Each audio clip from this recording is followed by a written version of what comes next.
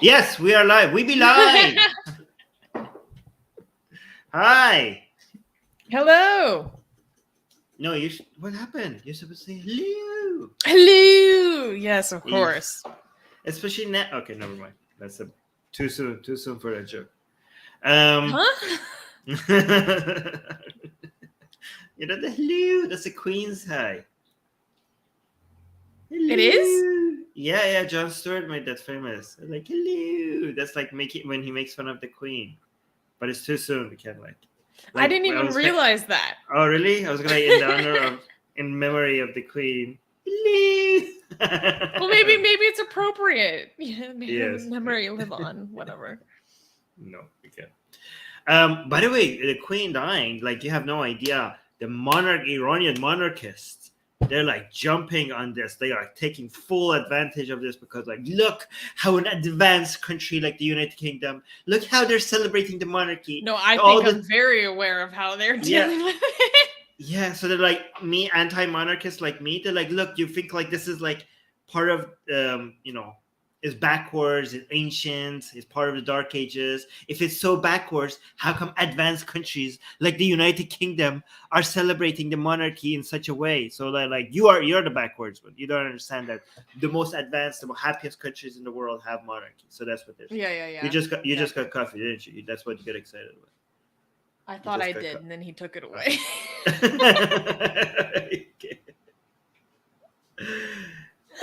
Such a saying. I was browsing. Oh my god, no, it is. He did deliver it. Oh, wait, do you want to say hi? Say hi. Oh, guys, by the way, we're gonna get to the news. Don't worry. Like we have. Oh, that's so cute. Hi. Hello. Oh, I cannot. Oh, yeah. There we go. Hi, everybody. Hi. That's Bobak, everyone. I cannot hear what the Armin says. No, yeah. It's okay. Yeah. It's okay. Anyways, we should get on this. Hey, Bobak. Okay. For people who don't know, Bobak does Atheist Republic Persian. Yes, he's my co-host. Now both of my co-hosts, my English co-host, and what is he doing? And my Persian co-host are now together. Oh, please, safe guy. Okay. Okay. So. Okay. Go now. Go away. Go. Shoot. He says, "Go away." I saw that. Go. That's enough. All right. We need to get to the news. So, guys, we're gonna be covering the news. We're gonna be covering. Oxymoron is like get into the comment section. All right, we're going to be covering news on atheism, secularism, religion, mostly religion. Susie, how is it? Susie, you said you're going to not be distracted by Babak today once we get into the news. Now you're constantly distracted. All right, are we gonna do the news? Yes. Yeah. All right. How is the news today? Is it going to be tragic? Is it going to be funny? Is it ridiculous? Is it wholesome, heartwarming, or in between? A mix of all of them. So there's a fair amount of stuff that is just like outrageous. Mm-hmm. Okay.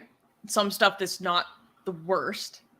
And then some stuff that is, I always think it's good news when there's Islamic stuff that is so ridiculous that we get to dunk on it and just highlight how ridiculous this stuff is. So I actually think that's good news, even though technically what they're doing is bad. You know what I mean?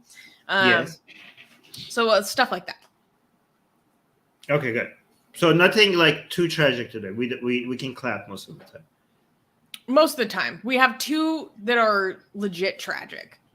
Okay, only 2 out of 10. All right. Can we clap for the first one? Yes, we can. Yes. Okay. First this is news. Hilarious. I can't get over this first news, guys. I have so much to say. Okay, wait, I have my screen set up differently. Okay, let me get into it. Okay. First news. Survey finds that American Muslims are more Islamophobic than most religious groups. Wow. What does that even mean, though? Okay.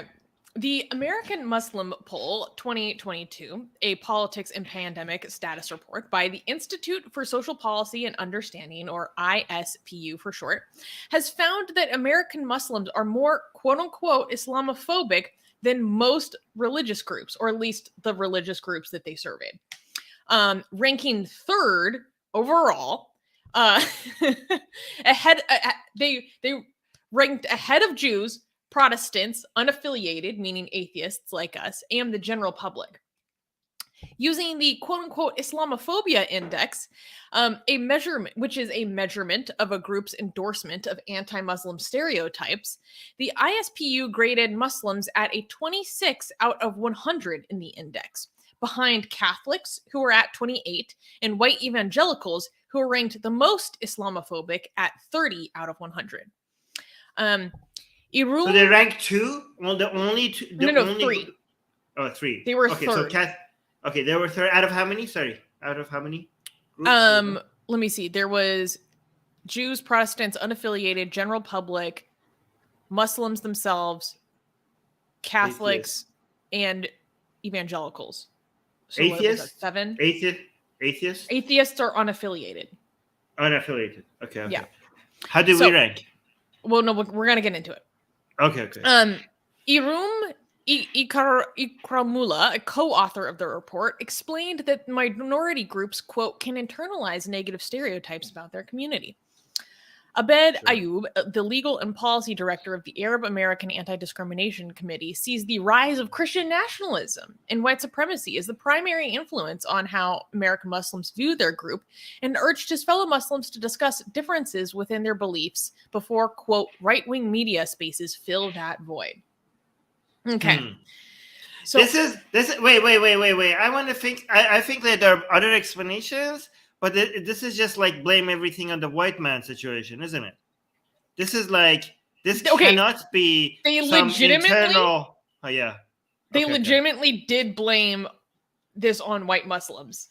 Okay, so they can't explain. This is like the God of the Gap situation. This is the white man of the gaps, right? Okay. So but yeah. In the show notes, you'll see that I put 2 things that we can look at. So the first one is just the general overview of how each group ranked.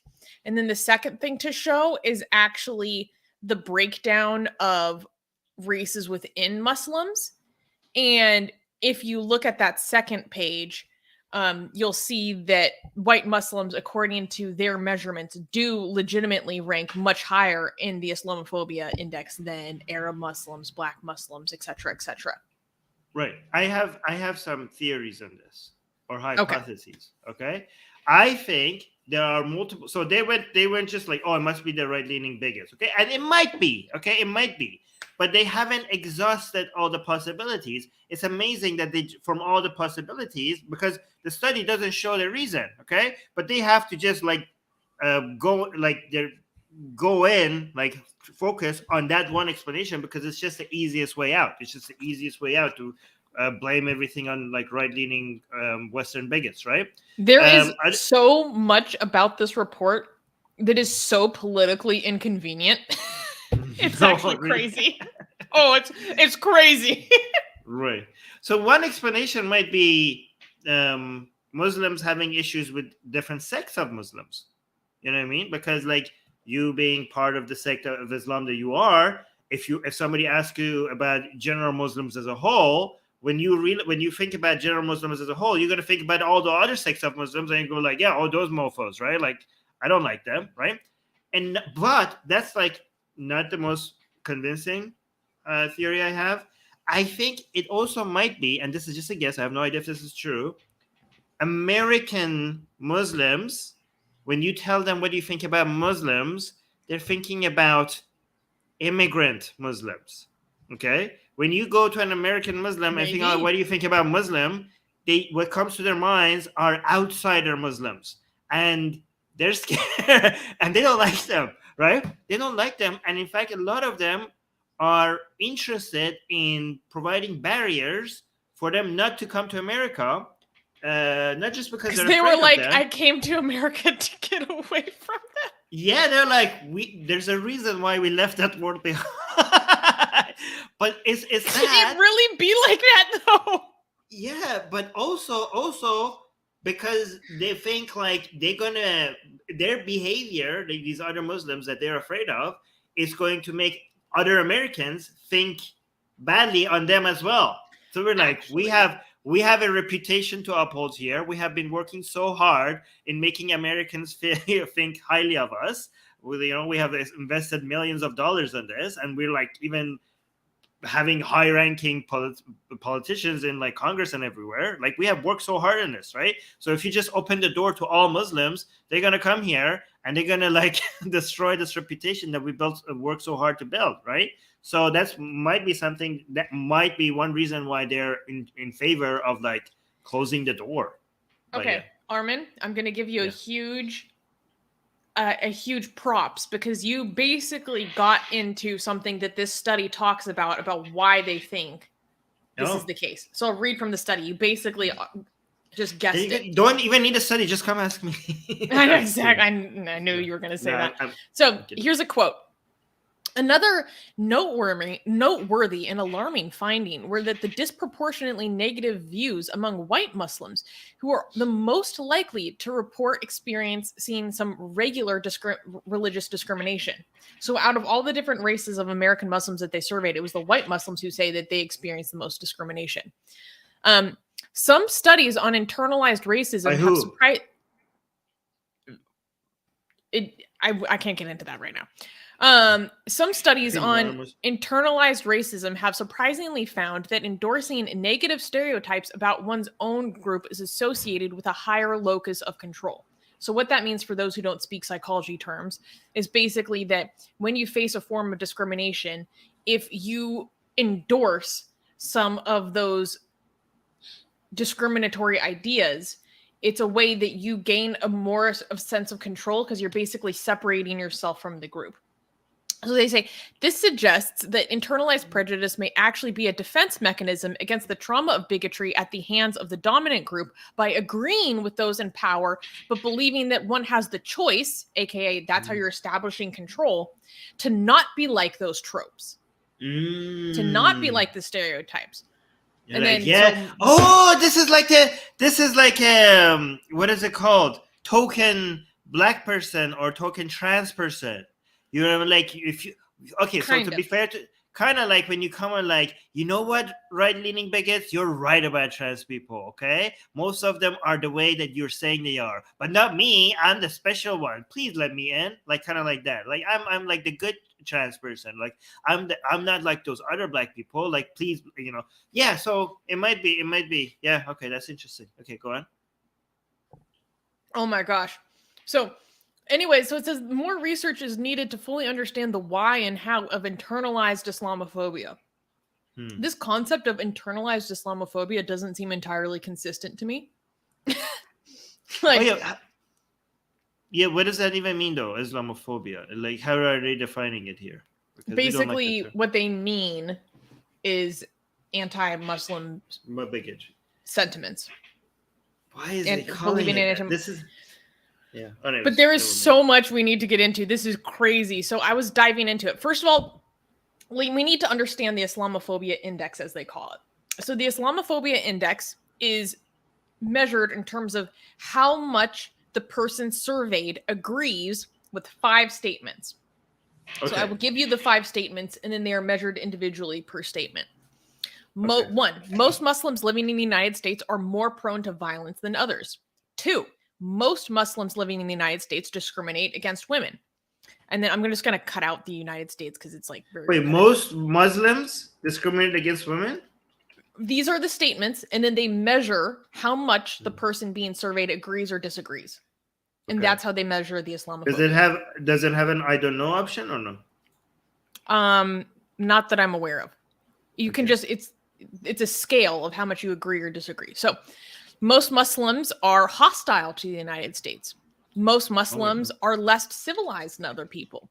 Most Muslims are partially responsible for acts of violence carried out by other Muslims. Read the last one again. The last one is basically collective guilt. Most Muslims are partially responsible for acts of violence carried out by other Muslims. You want to answer these? We want me and you to answer this here on air? Or should we do that? Yeah. So you read the first one. Let's me and I would disagree with basically all of these. Me too. Because the impetus is on the word most. Yeah, most. I would say more than other people on average. Okay, but the question is not like compared to average, is it higher? The question is most. And if it's asking most, my answer would be no to all 5. But if the question would be relative to average, are they higher? My answer would have been probably yes to all 5. It depends. But it doesn't. Yeah.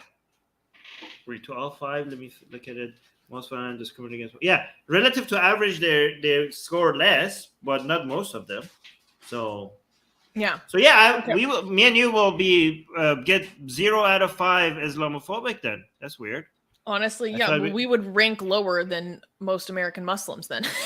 Yeah, yeah. Basically, what this says is that me and Susanna think better than of American Muslims than American Muslims, and then they tell me and Susanna that we're Islamophobic. Next time an American Muslim calls us Islamophobic, tell them that we actually think higher of them than they do. Yeah. There you go. Yeah. So, one thing that I think is really interesting is that so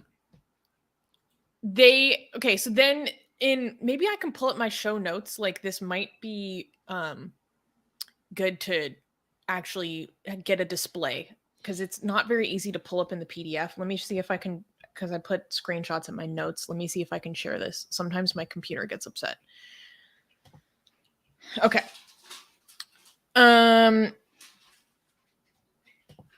Can you see this? Maybe yes. I should zoom in a little bit. Okay. Oh, shoot. Okay, here we go. So here's the first one. 1/4 of Muslims agree with the trope that Muslims are prone to violence. So 25% agree of Muslims. Okay, but here, okay. In the blue, we see disagree. How many of the groups Muslims or American disagree? Muslims? In all of these, insert United States, insert American. Okay. No, okay, but insert American in the first Muslim or the second Muslim. So or both. All of this is about the beliefs towards American Muslims. American Muslim. Okay. So this is all domestically focused. Okay. 1/4 of Muslims agree with the trope that Muslims are prone to violence. Okay, but let's look at this. Okay, so the disagree, they're all in blue. Jewish people most highly disagree with that statement. Wow. Out of every group, who agrees with the statement that Muslims are prone to violence the most? Muslims agree the most. The most. Wait, maybe they don't think that's a negative. maybe they're like, hell yeah, yes we are. I don't think so. It's hilarious. No, and then here's the thing that is so important. So on all of these 5 questions that make up the Islamophobia index, they also look at who was born into the Muslim background, born into the Muslim faith, and who converted. In every single one of these factors, because I thought, it's all these white Muslims that are driving. Apparently, according to the authors, it's all the white Muslims to blame for this. Here's the difference, though. I thought that they would be referring to converts. No. On every single one of these measures, it is people who are born Muslim, quote unquote, who are more likely to agree with these statements than the people who are converts. The people who are converts are substantially less likely to agree with the stereotypes. Maybe, okay, here's another theory. Okay, maybe it's like I've seen, but because they're part of the community, okay, so they've seen a lot of darkness. They're like, let me tell you, I've seen some. This was my point. I was like, what if there is just growing awareness of more internal issues within the community? Yeah, they're just too close. They're too close to the problem to deny it. Maybe. But here's the thing. Here's the thing. Even if that's their perception is not accurate. Okay, like because maybe they see a lot of dark stuff, so they have a perception that there's a lot of problems there. But the question is, most Muslims are prone to violence, and most of them aren't. To be honest, okay, like most of them are not even most of them would faint if they see blood. Like I'm serious. Like not well. I mean, I'm exaggerating, but I just don't think like. like maybe they've seen some things that makes them think like, okay, our community has serious problems with violence, okay, but their personal experiences does not represent the vast majority of the community. Like for that, you only need to refer to polls and stuff like that. Yeah. I mean, to be fair, American Muslims are, for you to get most Muslims being prone to even agree with violence, not prone to violence, just agree with violence, you have to go into, I don't know, like Pakistan or Egypt, or Palestine. You don't get that from American Muslims. And even when you go to Egypt or Pakistan, you don't get people that do violence themselves mostly. You get people that will sign off to you like, yes, I don't know, kill a They'll Palestine. endorse it. Yeah, I won't do it myself, but I'll endorse somebody else doing it. Like even then, that's what you get. So American Muslims, no, you don't get that. Like yeah. Okay. This report is so disingenuous too. Okay, so also I thought this was so interesting. Muslims born into the faith are more likely than those not born into the faith to agree that Muslims are misogynistic. Wow. Amazing. Almost a quarter of those who are born into it agree. This must be based on personal experience. And then this is where the report gets so disingenuous. I hated this. Look at the title of this figure. Muslims as likely as Catholics and white evangelicals to agree that Muslims are hostile to the United States. Look at this figure, though. Okay, again, we're looking at orange. Orange for agree. Catholic, okay, 11%. White evangelical, 12%. As likely, no, they're not as likely. They are the most likely at 19%. Well, what's the misleading title then? Because what the hell? As likely. No, they're most likely. What are you talking about? It's so disingenuous. What?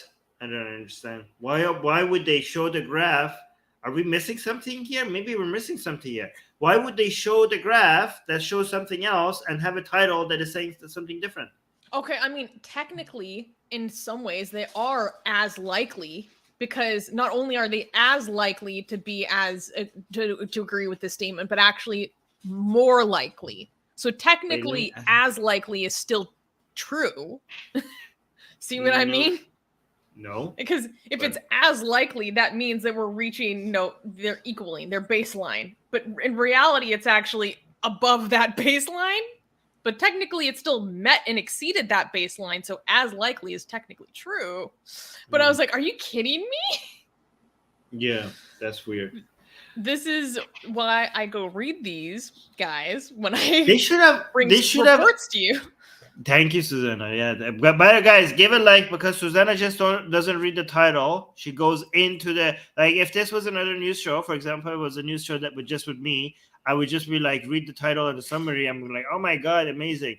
But Susanna actually goes and opens the study. Okay, so please say thank you, Susanna, in the live chat or something. Okay, guys, acknowledge this is really good. Hey, Harry Sultan is here with a comment. Look at out of every group, Jewish people are the most likely to disagree with the statement that Muslims are less civilized. Out of every group, who is the most likely to agree that Muslims are less civilized? Muslims. Okay, see the other ones. By multiples. By multiples. Yeah, that's like huge difference. A huge difference. Okay, but here's the thing. I was thinking that maybe with the misogyny and the violence, there are some of these Muslims that are saying we are more likely, and that's a good thing. You know what I mean? Because, like, for example, with the American, being anti-American or something like that, they were like, yeah, of course we're anti-American, and why shouldn't we be? Like, at least a few percentages of them. But I would is that what's explaining it? But no, not this one. Like, Muslims wouldn't be like, oh yeah, we're less civilized, and you were proud of it. Like, who's proud of being less civilized? Okay, they're not proud of that. So this is weird. So they are actually against their own community in that way. Harry Sultan is you want to respond to Harry Sultan in the live chat? Hi, Horace. Horace is saying, aren't they trying to say that just like Christians and Catholics, Muslims also think? But no, it says as likely. Yeah, technically, yes, but the phrasing of as likely makes it seem like it's on par. It's hiding the fact that it actually exceeds. Yeah. Doorknob Head is saying, thank you, Susanna. Well, thank you, Doorknob Head. Okay, let's see what else I pulled out of here as a note that I wanted to dive into. Oh yeah, out of every group, in terms of who agrees with Muslim collective guilt the most, Muslims agree with Muslim collective guilt the most. Why? And This is again, weird. it is not converts who are driving these results. It is people born into the Muslim faith, the Muslim background, who agree with this the most. Read the title for people. Some people don't know what you mean by collective guilt. Okay, so the title of this figure says Muslims most likely to agree that Muslims are partially responsible for acts of violence carried out by others. Why would they be? Okay, they agree with Harry Sultan. They disagree with me. Why would they? Why would you be responsible for stuff that you didn't do? Like, and they call us Islamophobic. Like, why would oh yeah, we're responsible for acts by other people who happen to be Muslims, and we didn't do what? You're punishing yourself. You feel guilty for something you didn't do. That makes no sense. This is what collective thinking does to you. Well, I mean, maybe, okay, this is not me endorsing or excusing anything. This is just me completely speculating. Maybe there are situations in which people observe attitudes that are harmful within their own community and the ways in which other community members and stakeholders don't step up and shut that down.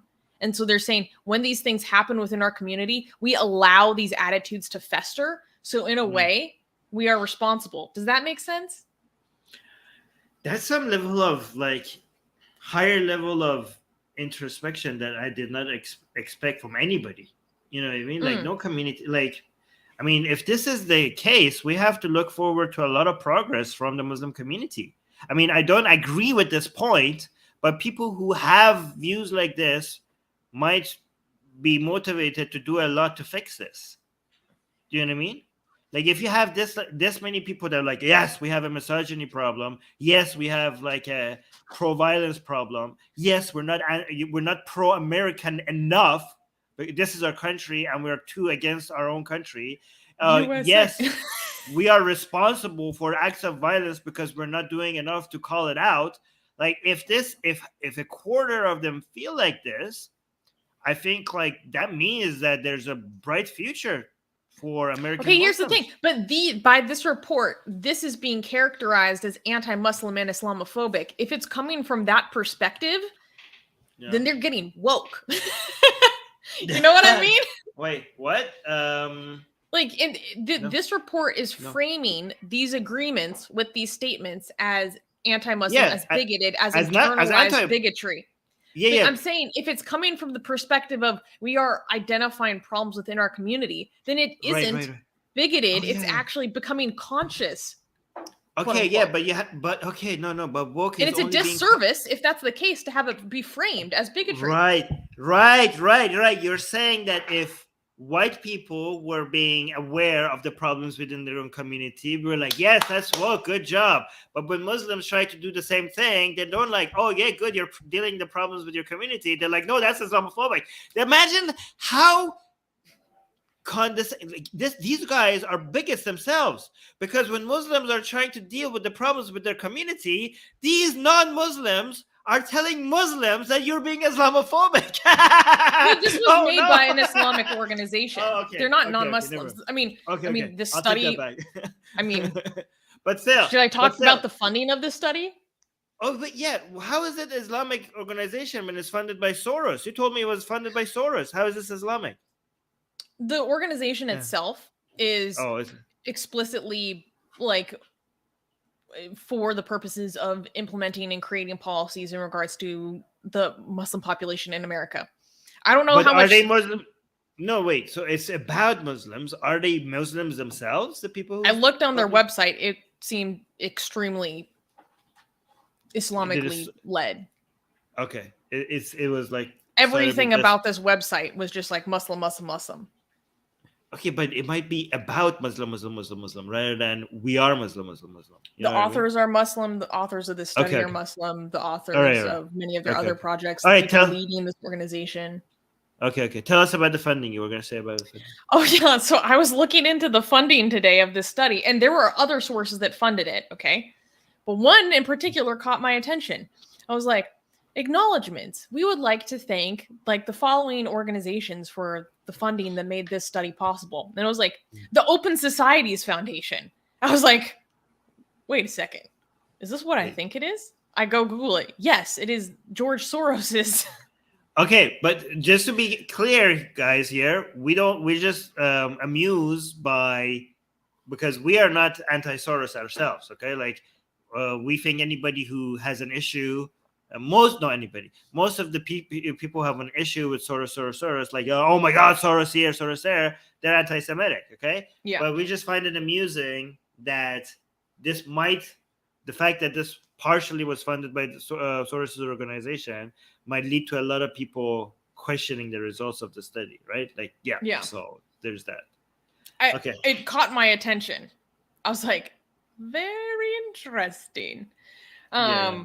But be careful because when you say very interesting, people might think that you're signaling. Right. People might think that you're signaling conspiracy theories. We're not doing that. Trying to do that. It just yes. Yeah. I should shut up before I say something that I accidentally get in trouble for that I don't even mean. Yeah. Hara Sultan is saying, when we have our individualistic hat on, then we shouldn't feel bad for being part of a group committing atrocities. But when we have a group hat on, it's okay to blame groups holistically. Because when we are dealing with groups, we're dealing with likeliness and unlikeliness. Quote, this group is 10 times more likely to commit an act of violence if challenged on his religious belief. So yeah, you're making the distinction between how we treat individuals versus how we discuss groups on average. Yeah, but when you are talking about groups, every time you cannot come up with blame, because anytime we talk about blame only makes sense within the context of you talking about individuals. All right, so we can discuss groups, but you cannot blame groups. We can only blame individuals individually. Okay. Yeah. Okay. So because this report, no, actually, I should pull up this quote because it made me so pissed. Okay. Here's a quote from someone who was writing about this article or responding to this study. Mustafa Bayoumi, a professor of English at Brooklyn College City University of New York, suggested that it's a crisis of whiteness that has affected white Muslims too. Quote, with the whole community being driven by conservative politics centered on whiteness, it's naive to think that white Muslims would not be susceptible to that same ideology. Wow. This is just what the hell is a crisis of whiteness? Amazing. But here's the thing. What kind of contradicts that is, according to this same institution, they had a study on white Muslims from a few years ago, because I'm like, okay, who are these white Muslims that they keep talking about? Are they converts? Where are they coming from? According to their own research from 2017, most white Muslims are born abroad. They're not born in the US, and most white Muslims are not converts. So why are they blaming the white ones? So why are they trying to pin it on the white ones? Because, wait, let me pull up something else. This is intersectional. Like, they're like, oh my God, we can't blame the Muslims unless we find something about them that we could like. This is like they have no proof for this based on their own admission, right? They're just trying to find a way to blame the Muslims without looking like they're blaming oppressed group. Like, let's just find the ones that have some negative intersectionality points, even though they're Muslim, at least they're white. So let's just focus on them. So here's where they're getting it from. So in this figure, you can see over time how different races of American Muslims have polled on this Islamophobia index. And we see that after 2019, there's been a huge increase of the white Muslims being more quote unquote Islamophobic, skyrocketing up to 40% in the most recent poll, compared to the next most quote unquote Islamophobic Muslim group is Black Muslims at 22. So they have evidence then. Yeah, but their ideas about why are about a crisis of whiteness. Crisis of whiteness. I mean, look at this graph. This is a crisis of whiteness. Yeah. Okay. So, I mean, okay.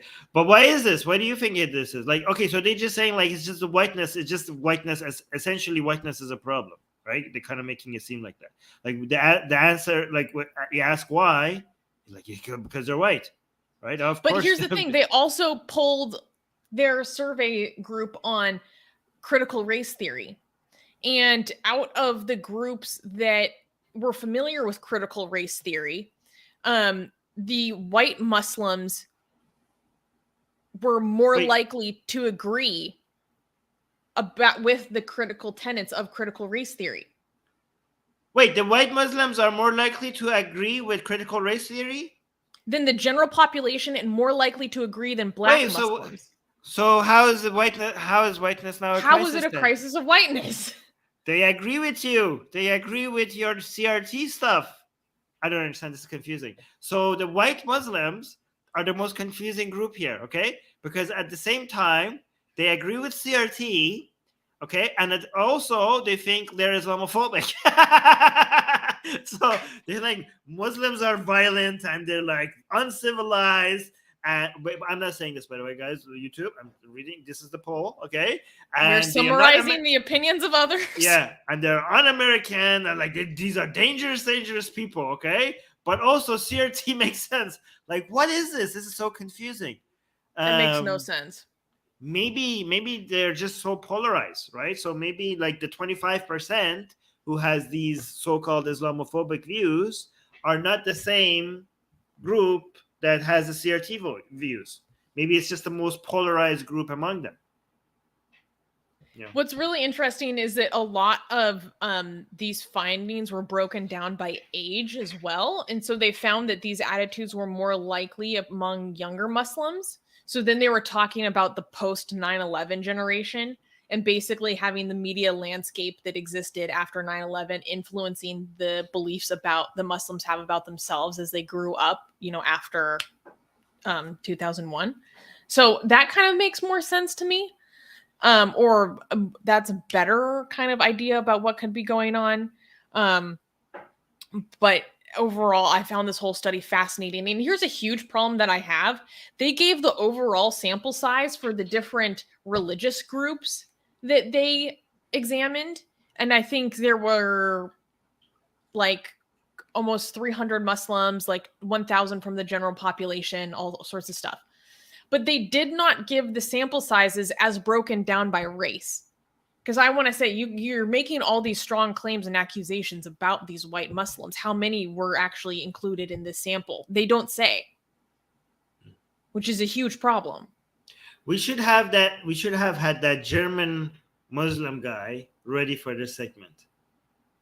The clip about Oh wait, the people aren't ready for Germanic Islam. My favorite Germanic video. Wait, give me a second when he's screaming about jihad. Okay, you go find that. I'm gonna read 2 comments. Harris Sultan is saying, I've been thinking about it. One of the things that we discussed. We'll disagree on it on that on Wednesday. Yes, guys, me and Harris have a show on his channel and on Secular Jihadist channel. We're gonna do this every Wednesday. Harris Sultan is the new co-host on Secular Jihadist, so make sure you subscribe both to Harris Sultan's YouTube channel and the Secular Jihadist YouTube channel.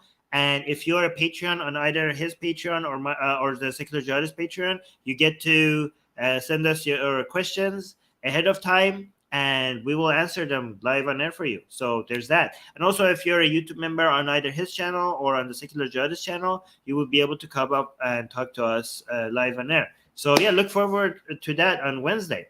I'm so excited that you guys are going to be working on that together now. Okay, wait, yeah. I have it. Okay. So for those who are not watching, you're only listening, the caption or the title of this video is "The World is Not Ready for Germanic Islam." This is my favorite. Menschen bringen. Wir müssen die Dawa in jedes Haus bringen. Wir müssen die Dawa überall hinbringen.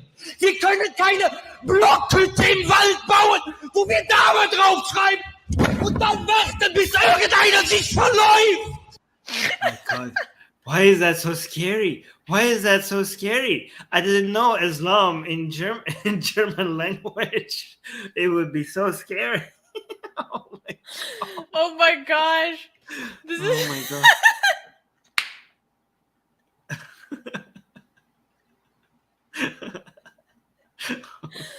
It's for those who don't speak German, he's like screaming about bringing dawa everywhere. He's like, we need to bring the dawa everywhere. Yeah, he does remind me. He reminds me of a certain kind of dude. Oh, wait, read this comment by Satya. Satya is saying Muslims are more Islamophobic than even us Hindutva. Looks like Hindutva has got some work to do. JK. Well, actually, I mean, there wasn't any Hindus polled in this, any American Hindus polled in this event. In this survey. I'd be curious. I'd be very curious about that. I would be very curious to see how American Muslims do. Yeah. We also need this poll we need this poll in India. Yes. Oh, let me get the. Oh, you had some images to show. You already showed the images that you sent me. Yeah. We already showed everything. Wait, no, you didn't show this one. Oh, well, I kind of described it. So this is just how all the different religious groups compared to each other. So no, I wanted to see. Look at us, guys! Look at us! Look at us! We are the most. Only second to Jewish people. They tell us atheists and the non-religious people. They keep telling us that we're the Islamophobic ones. We're the least. I mean, right after the Jews. Why are the Jewish people score highest on everything? Like everything, like IQ, education, God, like technology. Like you know what? We should not being Islamophobic. They're just killing it wherever they go. Yeah. We should just exclude them from polls. Like they're just like it's not fair. But they skew all the results. Yeah, look, even though we're second, they're like better than us by a huge margin. Look at this. Like they're better than everybody else by a huge margin, just like everything else. God damn it. All right, but we're the second. We're second. Look, we're doing very good. So don't call us Islamophobic. On average, we're doing fine. By the way, when I do collectivist jokes, I don't actually mean it, okay? Like when I'm like, oh, look at us, we're doing so well, okay? Every time I'm doing a collectivist judgment on something, it's a joke. It's a joke. Yeah. I don't think in Horace groups. Is asking me for this study. Horace, please send me a message on WhatsApp and I'll send it to you. I have the full PDF of the actual report itself as well, so I will save you some time and research. Yeah. All right, cool. Can we clap for the next news? This is actually really sad. Oh, okay. Never mind. Next news. Okay, next news.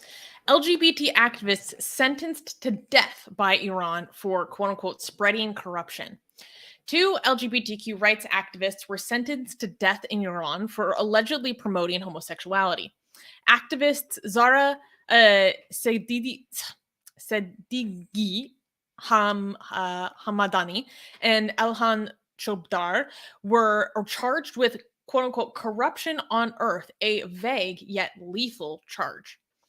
Hamadani, also known as Sereh, was arrested in October of last year after being detained by the Iraqi Kurdistan police during her attempt to cross the border to Turkey and seek asylum. Iran has intensified its propaganda, accusing Hamadani of running, quote, one of the largest prostitution networks in Erbil, which is in Iraqi Kurdistan. State-run media circulated a video showing footage of nightclubs as evidence that Hamadani and her alleged prostitution rings activity. A letter from Amnesty International addressed to Golan Hossein Mohseni Idje, the Chief Justice of Iran, asked for the immediate and unconditional release of Hamadani and called out Iran's arbitrary detentions based on her, quote, real or perceived sexual orientation and gender identity. They called on Iran to quash the convictions and death sentences and release Hamadani and Chobar. Nearly 70,000 people have signed a petition demanding the release of the women, and so you can join in signing the petition. The petition should be the first link in the description of this video, but I will also put it in the live chat right now. Give me a moment. So I wanted to cover this story because 1, it's really important to cover stuff like this. 2, we talked about the arrest of Sereh when she was arrested in October of last year. And some of the details are a little bit confusing to me. So my understanding is that she is an Iraqi Kurd and she got in huge trouble in Iraq for participating in a BBC documentary about fighting for LGBT rights in her region. And because of the abuse that she was facing there, because of that, she needed to escape. And my understanding is that she was trying to escape through Iran to then go to Turkey. And at the Turkish border is when Iranian authorities arrested her and other people that she was with. And she's been in detention since then. She was in solitary confinement for, I think, like 53 days. I mean, obviously, she experienced a lot of abuse while in prison because this is just what happens, especially because she is a gay woman and very gender nonconforming. She's more like much more masculine. The authorities have allegedly threatened to take away custody of her children, and now she's been sentenced to death for promoting homosexuality, for promoting Christianity, for generally spreading corruption on earth. And this is really important to highlight because, one, the amount of executions that have been happening in Iran have exploded over the past year under the new president Raisi. But already, even before then, like, Iran is one of the top executioners in the world. And people forget that since the Islamic Revolution, there have been thousands and thousands of gay people who have been executed in the country simply for being gay or being caught doing a gay thing, like participating in a homosexual act is enough to get you hung by your neck until you suffocate. And people forget this kind of thing. They forget how barbaric it is that you get executed just for being gay. Read the comment here. D is saying she was arrested by the Kurds. Oh yeah, D, yes, but also from Elmo. D, yes. I start D for the next comment. Yeah, D. Is that true? She was arrested by the Kurds? So I believe with this arrest, I believe she was arrested by Iranian authorities, but she had been previously been arrested by Kurdish authorities, Iraqi Kurdish authorities, due to her previous activism, and that's why she was trying to escape. Oh. I could be wrong. Sometimes the details are conflicting on the different reports that I read, but that's what I understand. But I'm open to being corrected. So Elma is saying corruption on earth is the most grandiose, surreal charge I've ever heard. This is a famous thing you could get a charge for in Iran, and it refers to a Quranic verse. Okay. The thing is that in Iran, you cannot get executed for being a homosexual. You have to get charged for something else, right? Like, for example, other homosexuals that were charged were either rightfully or just wrongfully accused also of rape or child abuse or this corruption on earth. Okay, and again, sometimes they were just gay and they added something on top of it, but sometimes it was also true, like they, for example, raped kids and stuff, and they were executed for that, right?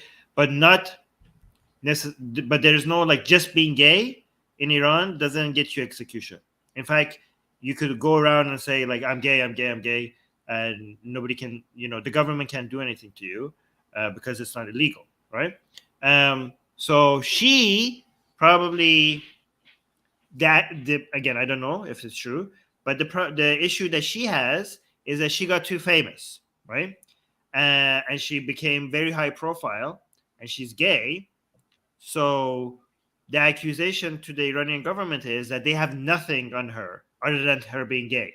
Like, what she has is not enough to execute her. So they're just like adding a whole bunch of stuff that they have no evidence for. Like, in the court, they didn't provide any evidence or anything to back up the fact that she's to prove the corruption on earth. Like, she has to be promoting degeneracy on a mass scale, right? Which is why they accused her of running a human prostitution ring. Yeah, which is not, like, she was not doing that. I mean, the claim is that she's not doing that. The claim by the people who are supporting her is that this is just nonsense. You just want to get her, and you're just making stuff up. Like they have videos of her being in a club, and like, oh, this is your prostitution ring, and like the degeneracy. You're like, what? degeneracy. Like we're just no, this is not a prostitution ring. I mean, it's easy. A lot of people think like a lot of people on that side of the religious mindset think that anybody with this kind of lifestyle, obviously, is doing a whole bunch of other disgusting things in their mind, right? So it's just easy for them to believe. However, I heard a lawyer, and I don't know, on BBC Persian, saying that they should be able to get her off this execution. Okay, I don't know. Again, I don't want to bring your hopes up because I don't know if it's true or not. But Well, this things can be lawyer so unpredictable. yeah, but the lawyer makes it seem like they are not as unpredictable as we think. Like he's saying that this is just a baseless claim, and given that the court doesn't have anything, because a lot of people, again, I know as kangaroo courts and Iranian justice system is not as good as most of the world, but there is some. It's not as chaotic as people think. Like there is some order. There is some, if it's not anti-regime, there is some order to this chaos. Do you know what I mean? Like there are some structure to it, unless it's a case that is a national security issue. You know what I mean? Like people who are anti-regime. In that case, then you could, justice is out of the window, right? They will just like frame you for whatever they want, right? But things that are not about national security, there are hope for the people. Like if you get on death row, there's a good chance to get you off, unless they have deemed that she's a national security threat. Like maybe because of the documentary and stuff and the heavy propaganda against Iranian regime and stuff, they say like, okay, this is beyond just degeneracy and we just have to get rid of her. In that case, she's completely screwed. Okay. In that case, your petition is very much required. Signing the petition is very much required. Did you? Yeah. So yeah. I put a link to the petition in the live chat. It should also be the top. Nope. It should be the top link in this video description wherever you're watching this.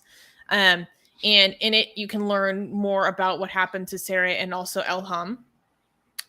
Less is known about the case of Elham, but she is reportedly a LGBT woman who's also facing these charges. There was another woman associated with their case so Elhan is like 24, Sarah I think is maybe 35, and there's another woman who's associated with their case who was about the age of 52, but she hasn't faced any charges yet.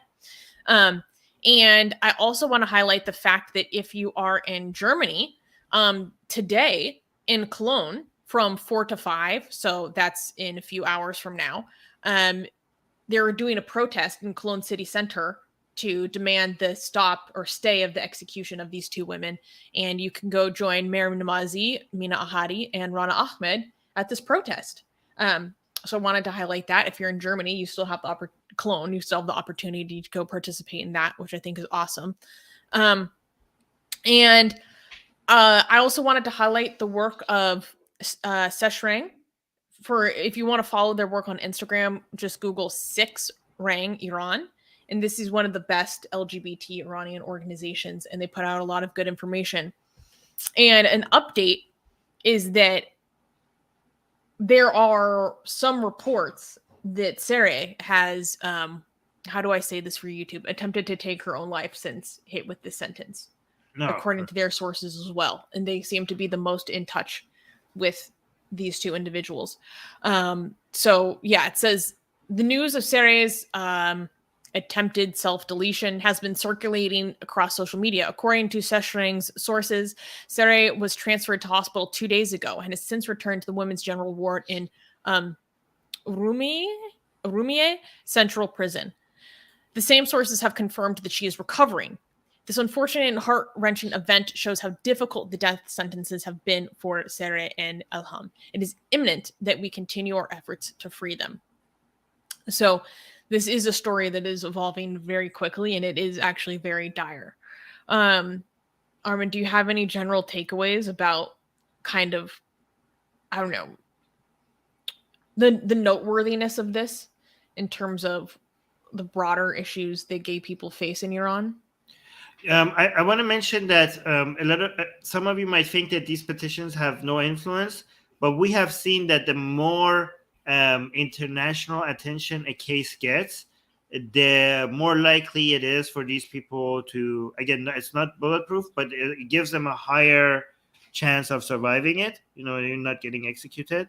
So, and a high petition that gets big number of signatures does get the attention of other media outlets, right? So if you manage to get a lot of signature on this, more people might cover it, and more people covering it means more international attention, and more international attention will put pressure on the Iranian government to not go with the execution. So it does have an influence. Exactly. They do, yeah. So again, even if it's like a 5% chance, it's still worth it. And I saw a lot of people in the live chat saying that they signed it. So thank you so much. Fantastic. Also, I just want somebody in the live chat is saying, please don't call it don't call being gay a lifestyle. It's not. I'm talking from their perspective. Like sometimes when I'm speaking, I'm saying they say that people with her lifestyle also must be involved in all form of other degeneracy. I'm putting myself in their mindset. That's not my view, obviously. Okay. Yeah, exactly. So over 70,000 people have already signed. I would love it if everyone who's watching this also participates. Again, the link should be at the very top of wherever you are watching this. And I think this is really important to highlight. And don't let other people forget that this is the policy and nature of the Islamic Republic of Iran. So many people try to whitewash, what goes on there, or the attitudes. Like this is really the true face of what goes on there. So don't let people tell you otherwise. Yeah. Oh, hey, Bread of Life is here. Hi. Rebecca. Okay, cool. Thank you for bringing the attention that was needed to that news, Susanna. Can we clap for the next news? Let me pull up my notes. Okay, this is we're going to clap because we get to just trash this guy, but of course this is not a good thing. Oh, by the way, somebody asked earlier if we have Indian news today. We have 2 Indian news, I think. Yes, we do. So, yeah, okay. All right. So, but not this one. All right, so we can clap. You said we can clap, right? Yes. Okay. Next news. Greek bishop proclaims that a woman is not R-worded. I'm using this word for the sake of YouTube. R-A-P-E. Yeah. Okay. A woman is not R-worded unless she wants to be. A Greek Orthodox ex-bishop recently appeared on national television to confirm the church's stance against abortion, and then went on to make comments about RIPE that have sparked outrage throughout the southeastern European country. 83-year-old Metropolitan Christomos of Doduni appeared on Sky TV on September 2nd, and after endorsing the church's hardline stance against abortion, he explained why there should be no exceptions for RIPE.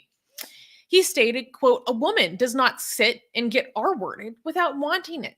A woman is not R-worded unless she wants to be." He then said there is no way a woman can conceive without, quote unquote, participation. So it would be impossible for a woman to become pregnant in this manner. His statements have sparked massive outrage throughout Greece. According to the Church of Greece, the comments by the former bishop are, quote, "unacceptable for an Orthodox cleric and offensive for human beings, and especially for women and victims of RAPE. Nikki Keramius, Minister of Education and Religious Affairs, called the remarks unthinkable and reprehensible. Politicians from all parties have voiced their objections as well. Aside from the official reactions, the Greek people were infuriated and took to social media to express their opinions. So this was just wild. I think this is great news. This guy just woke Please up clarify. one day. I mean, this guy just woke up one day and decided, like, how could I take the most giant dump on the authority of the church in Greece. And I think he managed to accomplish. Yeah, the that's one way to put it. So, wait, how high up is this guy? This guy he's retired. So his title as a bishop at this point is basically honorific. He's not actively participating, but he was very high up. That's very high up. So I don't really understand. The Greek Orthodox church is different than the Catholic Church, which is what I'm used to. So I don't understand the different levels as well. It's kind of similar. But he seemed like pretty notable. It's amazing how the definition that he it's basically exactly the opposite. Like is comedic.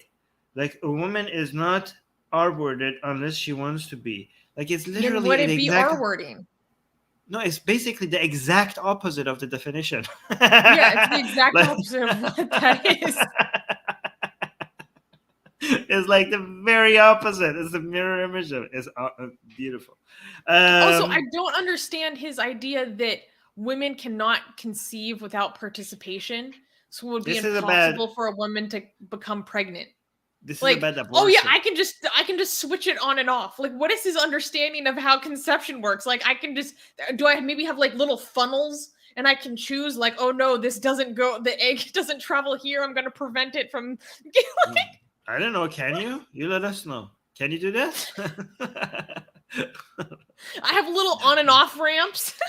I mean, we do. We use the same tunnel for two different things and we switch it. So you guys don't have that?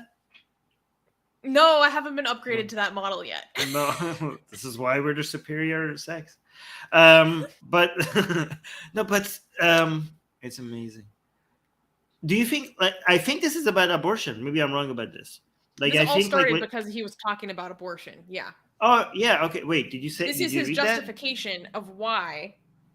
Oh yeah, you said that there should be already. No exception for RAPE in abortion. This is his justification. Yeah, okay. Saying oh well, it's impossible for this to happen if that was the case. Okay, so it's not actually RAPE if you conceived.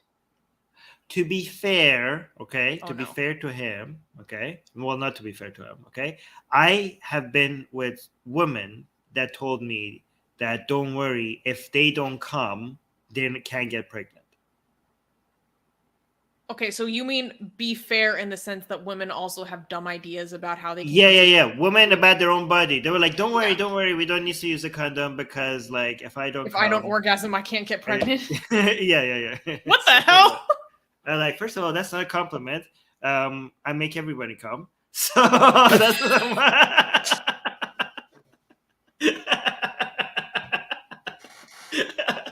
You're like, girl, that is still a concern, okay? Yeah. So if you don't worry, I'm actually even more worried now. You have no idea what's about to happen to you.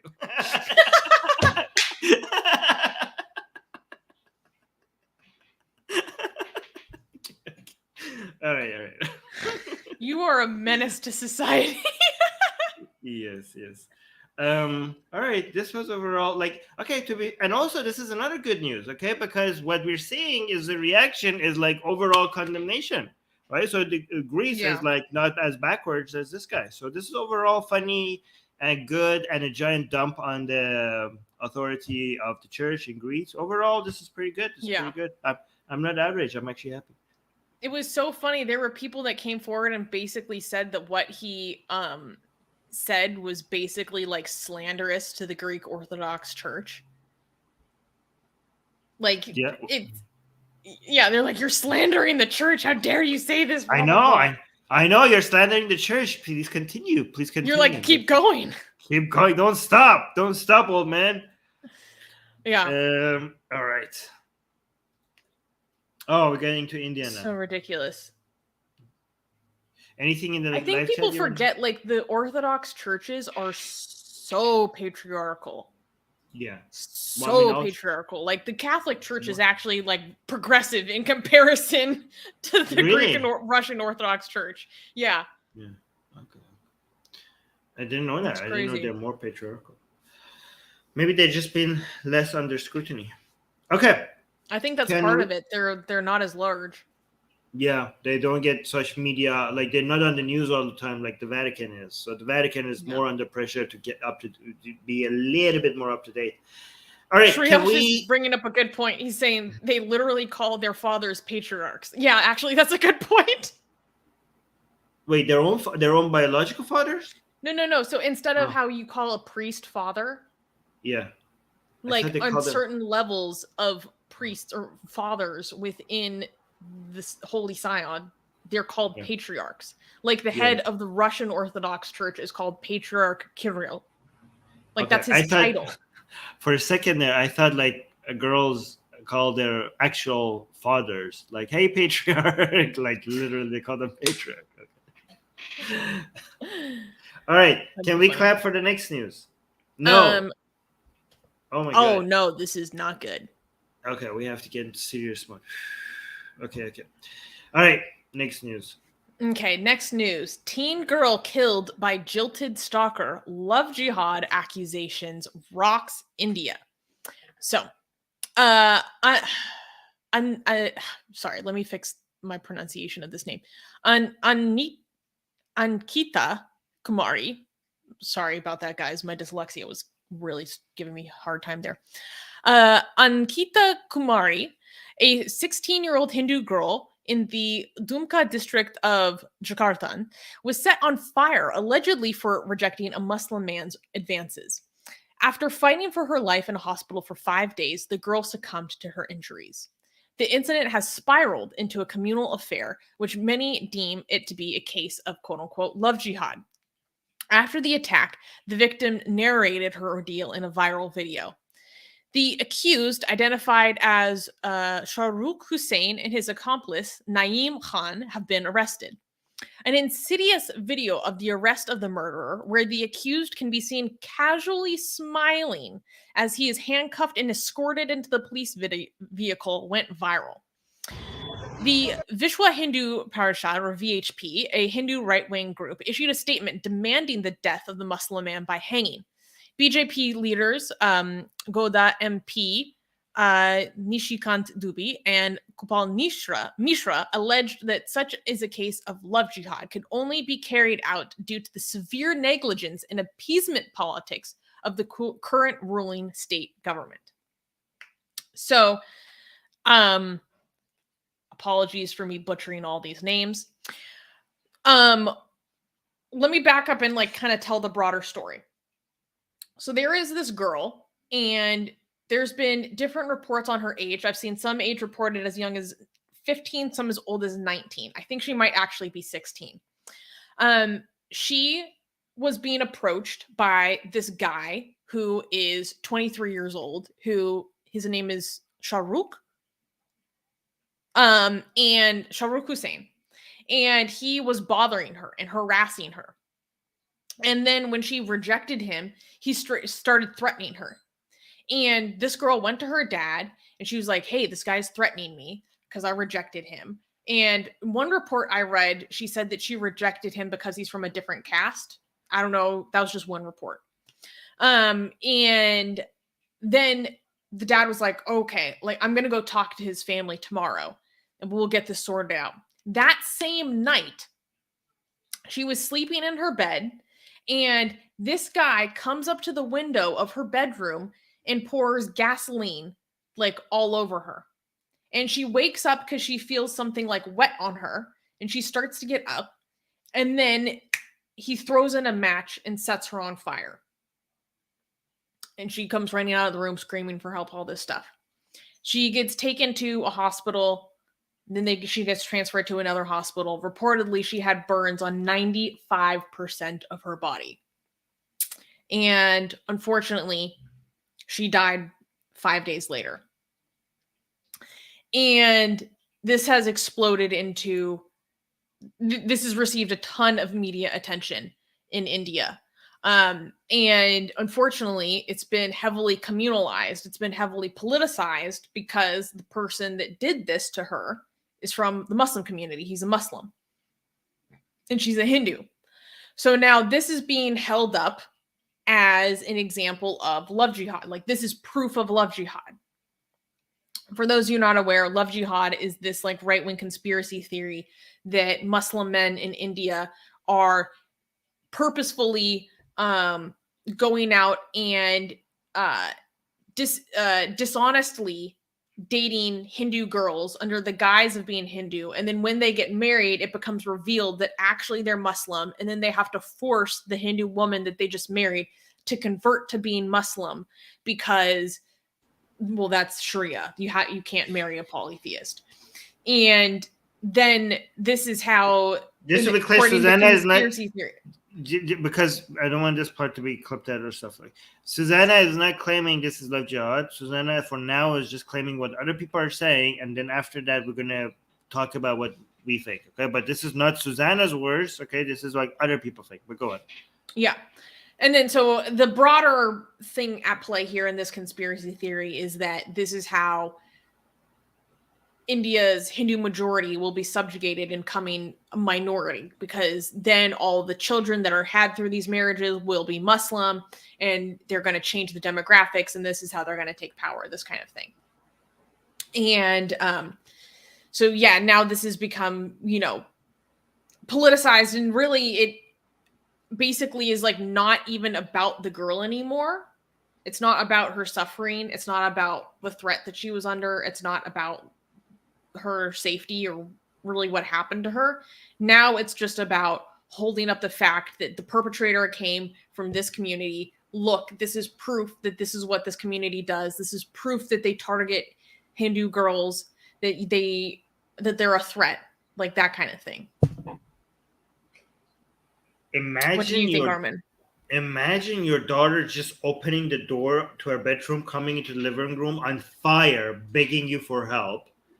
And then after being burned all over her body, watching your own daughter, like imagine the love of your life just coming and saying, "Daddy, help." And then after that, watching her for 5 days in absolute agony for her, for this to be the last moments of her life, for this to be your last memory with her. And there's nothing you can do to fix it. Fuck.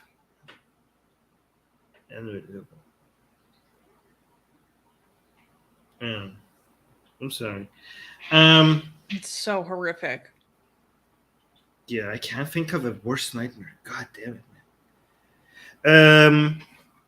So there's nothing we know about what the motivation was. Like, people are saying, was it because he's a Muslim? Was it because of the caste system?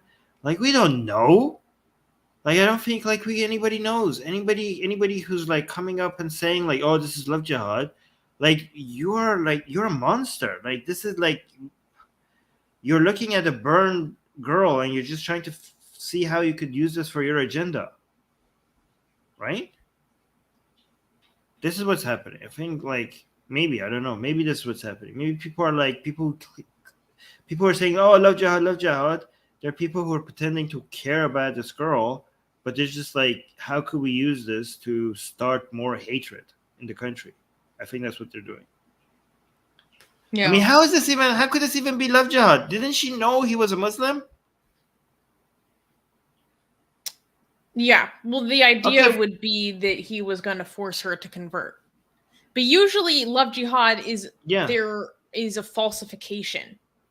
Exactly. Like it's supposed to be a falsification of love jihad is when you don't know love jihad is when you don't know the guy is a Muslim, like the claim is, okay, that you like, oh, surprise, I'm Muslim, but now we're married and now all our kids are gonna be Muslim. Okay. So that's what that so-called love jihad is, okay? But this guy was apparently a non-Muslim, so this doesn't even fit with the love jihad conspiracy theory. So I don't know what this is.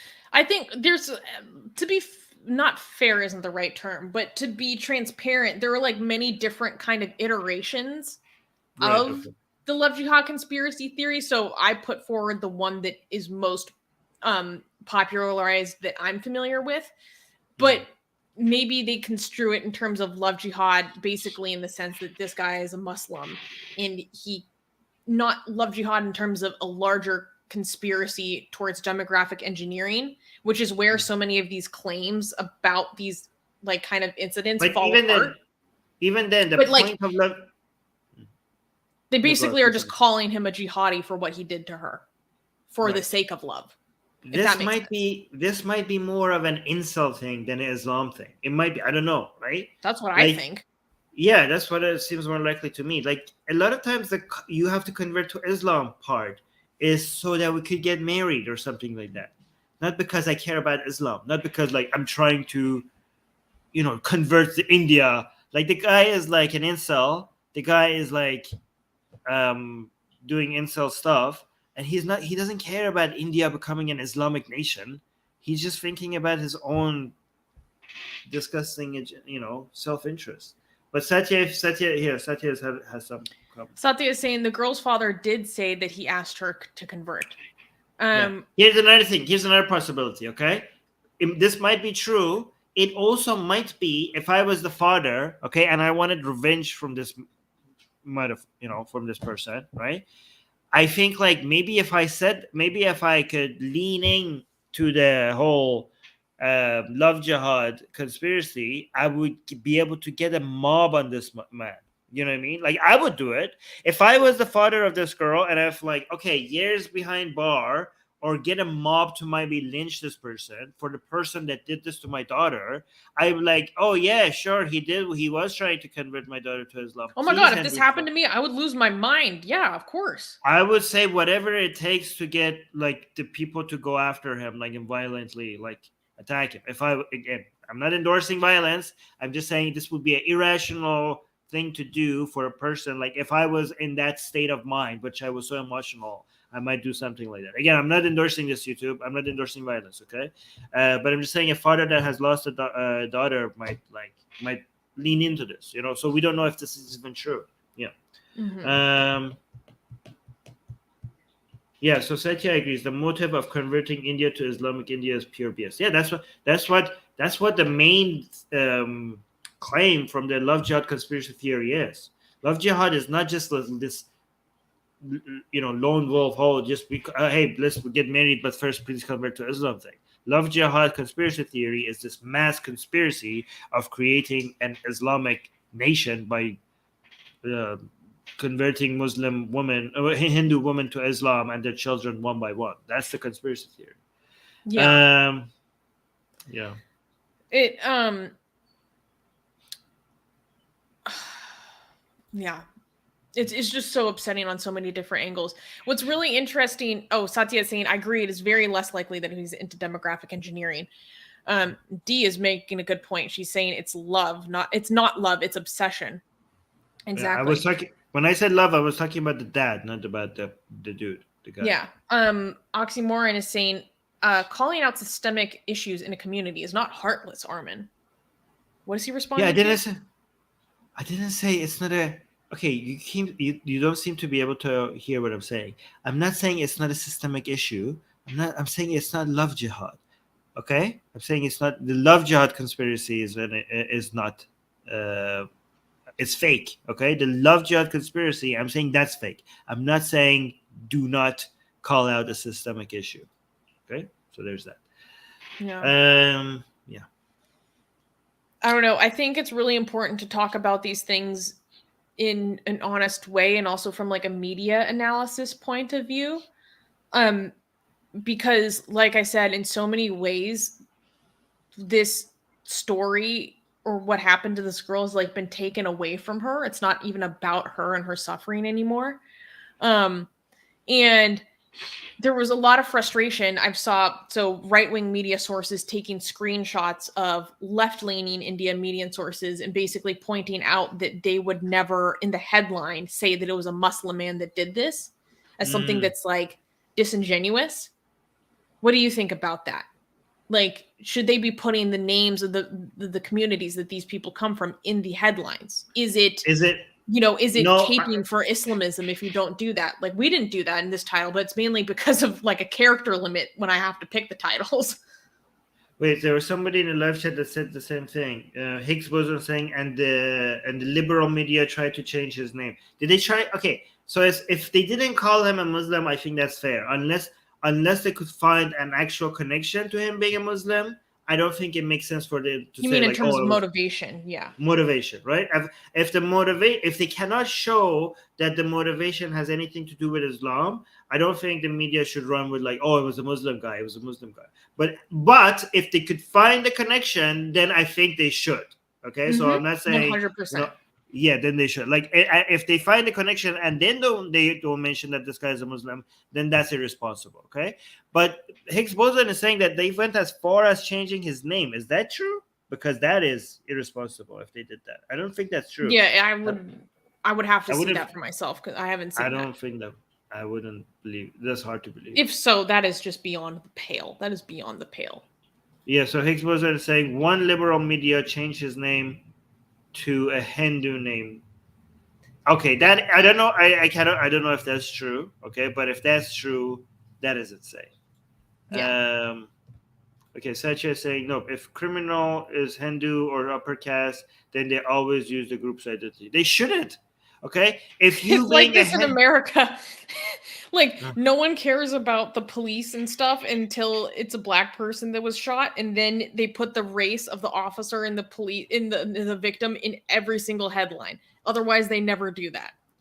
But we're consistent here, okay? If the person's Hinduism has nothing to do with the crime, then they shouldn't mention that he's a Hindu because it would be irrelevant, okay? If it's relevant, mention it. If it's irrelevant, don't mention it. It's that easy. So Satya is also confirming that India Today did that. Okay, that is irresponsible. Isn't India Today more right-leaning? Yeah, I thought so. But we don't know anymore. Like people, that doesn't tell you much. Like because people in India, like apparently the BJP is too left-leaning for Hindutva these days. So we don't know. That's true. Yeah.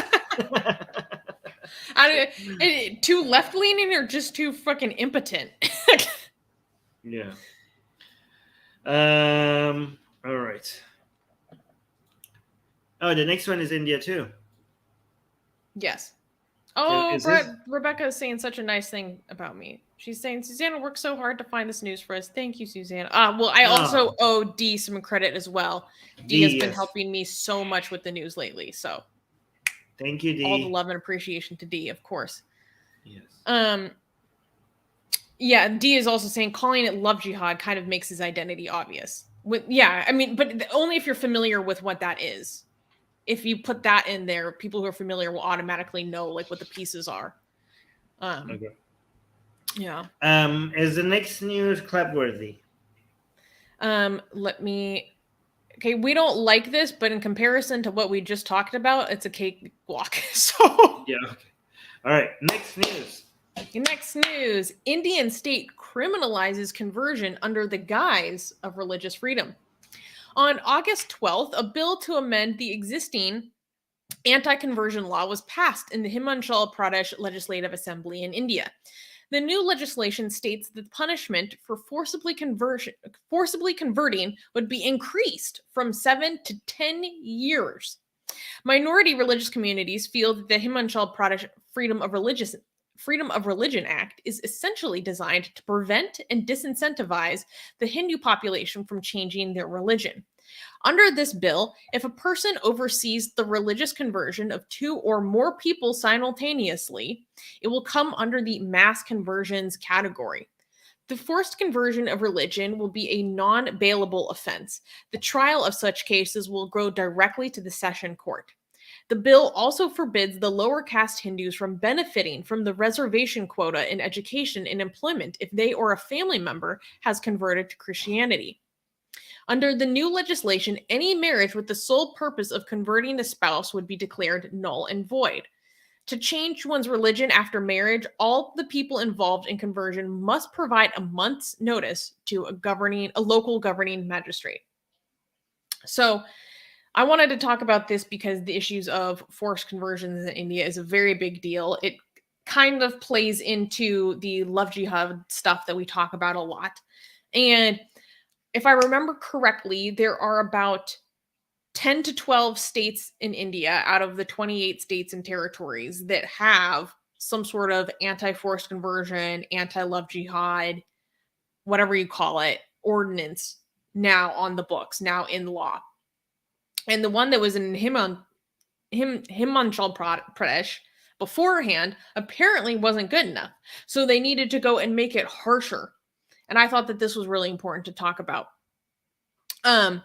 So one thing in particular that I thought was interesting from the perspective of someone who was raised a Christian was that mass conversions are defined as converting or overseeing the conversion of 2 or more people. Like, personally, when someone says mass, I think of dozens of people at least. Like 3 people, I don't consider mass, but just my own consideration is not legal definitions, right? But it also made me realize that by those standards, I have seen or participated in mass conversions myself. Because when you are a Christian, it is very common that during high holy days, there are, especially Easter, there are ceremonies where many people formalize their catechism at once.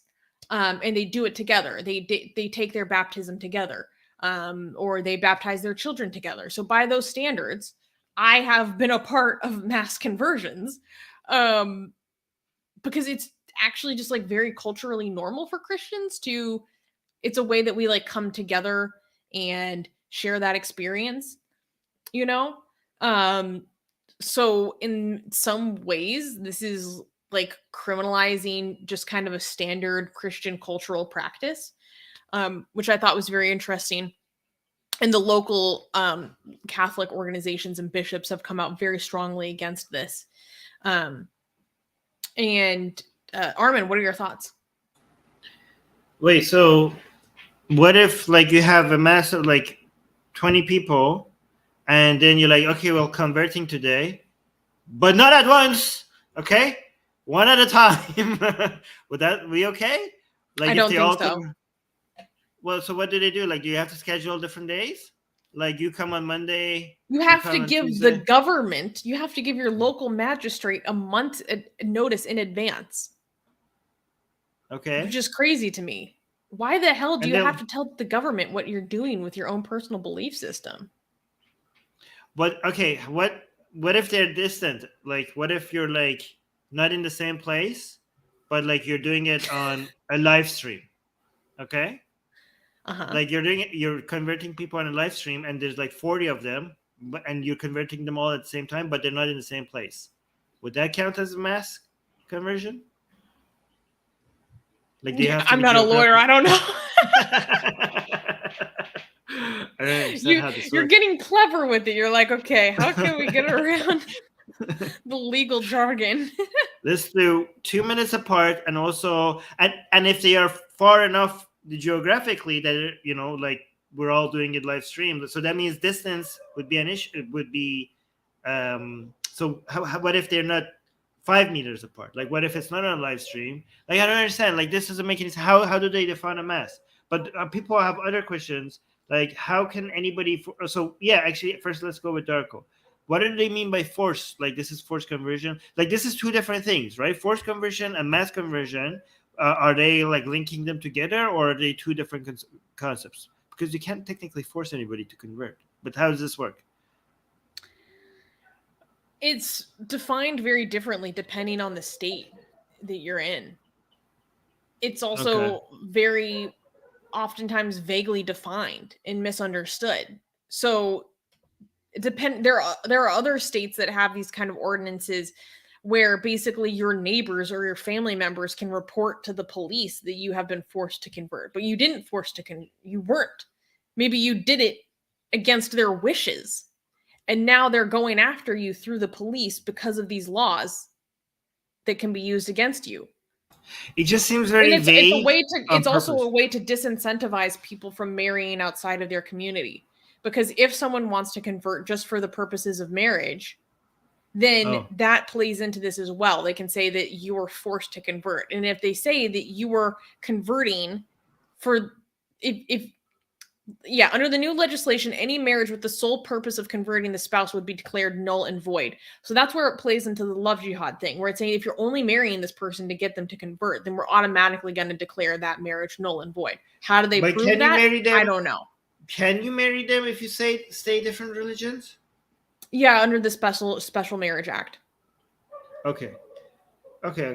But you might get like too much. Okay, fine. Okay, sure. But there's also a lot of social pressure. Pressure. Yeah. But some people might be like, this is a good thing because your family is like not gonna. Well, I mean, your family is not gonna let you marry the other person then, because they can't cut through. So you're gonna be just like not with the person you love. Amazing. Okay, so. And if you're found guilty of this, you get 10 years. 10 years in prison. Yeah, and it disproportionately is the way that this law is balanced is disproportionately against religious minority communities. So it's like I said, most people read these laws in the language of them and they're like, this seems very clearly with the intention of keeping people in Hinduism. So this is Rebecca Bread of Life, our local fabulous Christian, had a comment. I don't know if I can find it, but she was basically saying like, how is this religious freedom? How is this religious freedom? So this is kind of similar to how quote unquote religious freedom is weaponized in the United States, where it's basically religious freedom to not have other religions evangelicized to you. That kind of thing. It's religious freedom to not be forced to convert, but really it's inhibiting your own ability to make free choices with your own belief systems.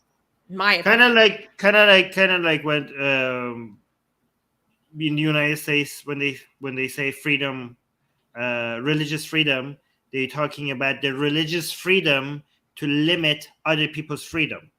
Okay. Yeah, so exactly. Thank you. That's what I was trying to say. Yeah. So they want to use the religious freedom to take other people's freedom away. That's what they want.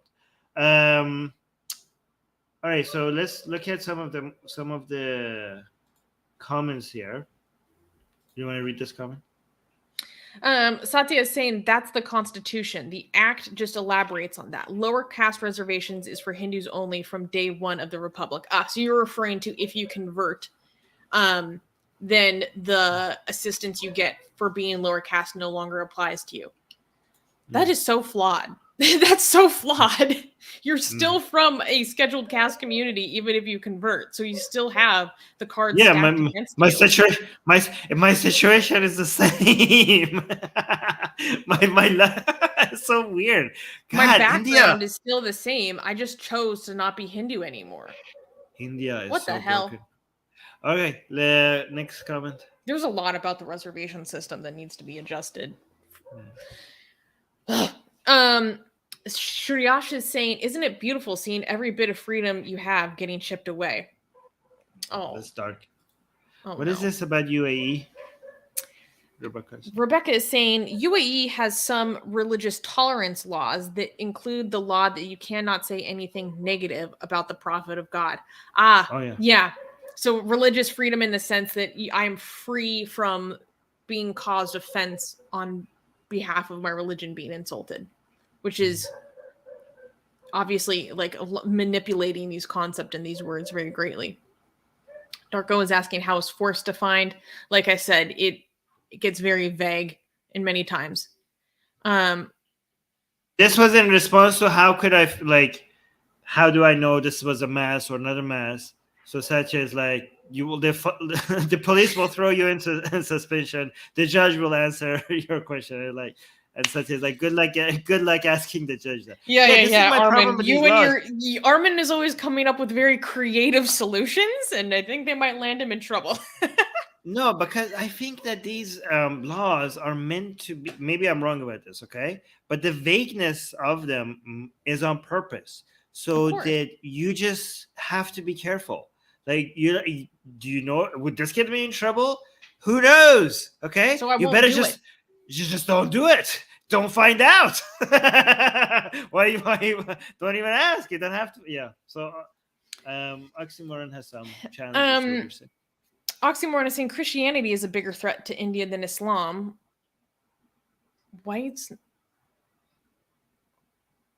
I don't know if I can say this word. I don't know what this word is, and I'm worried that it might be a slur. Oh yeah, this might be a slur against certain ethnicities. So don't read that. The gullible who fall for free lunch now has guilt that's justified by a concocted sense of victimhood. I think oxymoron is just trying to find a way to. But here's how simplistic oxymoron's mind works. And like, this is bad. So if you move against it, it must be a good thing, even if it's just like not helpful and stupid, and the law doesn't make any sense. As long as it's a move against the things that I don't like Christianity, I will endorse it. That's how oxymoron. So I think what he's saying is that. So this historically, this has been the case in India. Like the handouts that you get from missionaries, Christian missionaries, incentivizes people to become Christians. And then, so they're basically getting quote unquote handouts, right? They're getting charities, they're getting remittances and amenities for the sake of being Christian converts, or that incentivizes them to become a Christian convert, which is why like a slur for Christians in India is called rice bags, because they're handed rice bags, right? Or historically.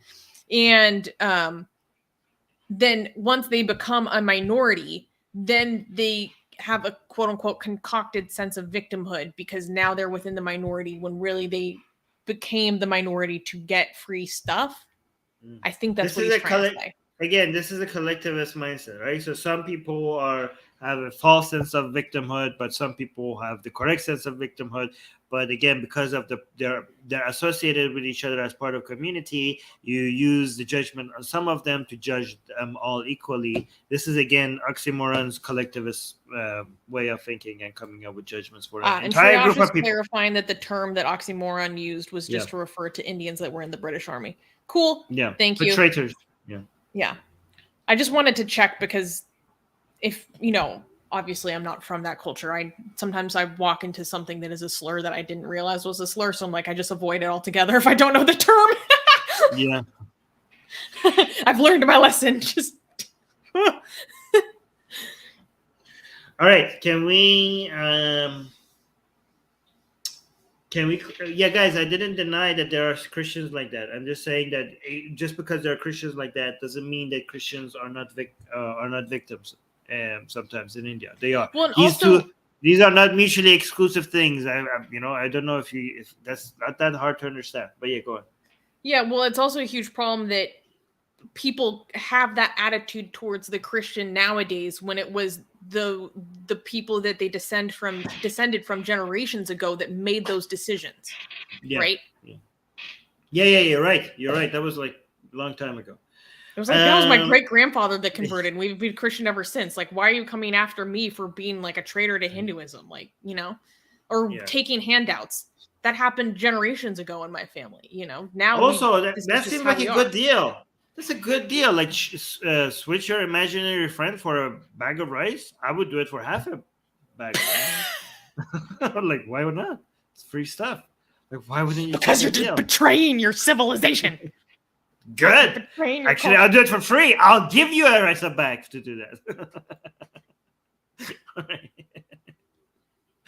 All right. Can you? Oh my God! You play into the hands of our opponent so easily, Armin. He's like, everything you say about me, it's true and worse. All right. So Oxymoron is saying I use the term false sense of victimhood. Yeah, but some of them are correct sense of victimhood. That's what I responded. Sachi is saying, read this one. I don't know what that is. I don't know what he's referring to, so I don't want to talk about it. Okay. I think it's I don't know what that is. Type of food. I think it's type of food. Okay. All right. Can we clap? Okay. Can we clap for the next news? What? Oh, nothing. Okay. Can we? Yes, we Why? can. You're not gonna share? All right. Next news. United Nations releases long-awaited report on Chinese abuses of Uyghur Muslims. On August 31st, the United Nations Office of the High Commissioner of Human Rights released its report titled Assessment of Human Rights Concerns in Xinjiang Uyghur Autonomous Region, People's Republic of China. In 2017, the United Nations started receiving allegations of abuse from non-governmental organizations, think tanks, and media outlets, prompting the investigation. Since then, numerous research reports have been published alleging arbitrary detention, torture, sexual violence, and forced sterilizations, forced labor, and other ill treatment of up to 1 million people. Years in the making, with attempted blocks and delays by the Chinese government, the report offers a damning assessment of widespread human rights abuses committed against the people of the ethnic Uyghur and other predominantly Muslim minority communities. The UN-led investigation validated many findings of previous reports, including a significant increase in criminal arrests, convictions, and excessively lengthy prison sentences, along with mass referrals of individuals to what China calls, quote-unquote, re-education camps. The report states that China's indicators for identifying persons, quote-unquote, at risk of extremism do not serve as actual and substantive indicators, but merely manifestations of personal choice in matters of religion and cultural preference. China's diplomatic mission in Geneva vehemently opposed the report's findings, and the Chinese government has released its own report to counter that of the United Nations. Many human rights advocates have expressed their disappointment with the absence of the term genocide within the report. Okay, and what took, first of all, why there is an absence of the term genocide? Secondly, why did it take them so long to put this out? This is a very good question. And the question of why it took so long gets into actually a lot of internal politics within the United Nations that like are on a level that I don't have enough of background to I feel like I could fully explain.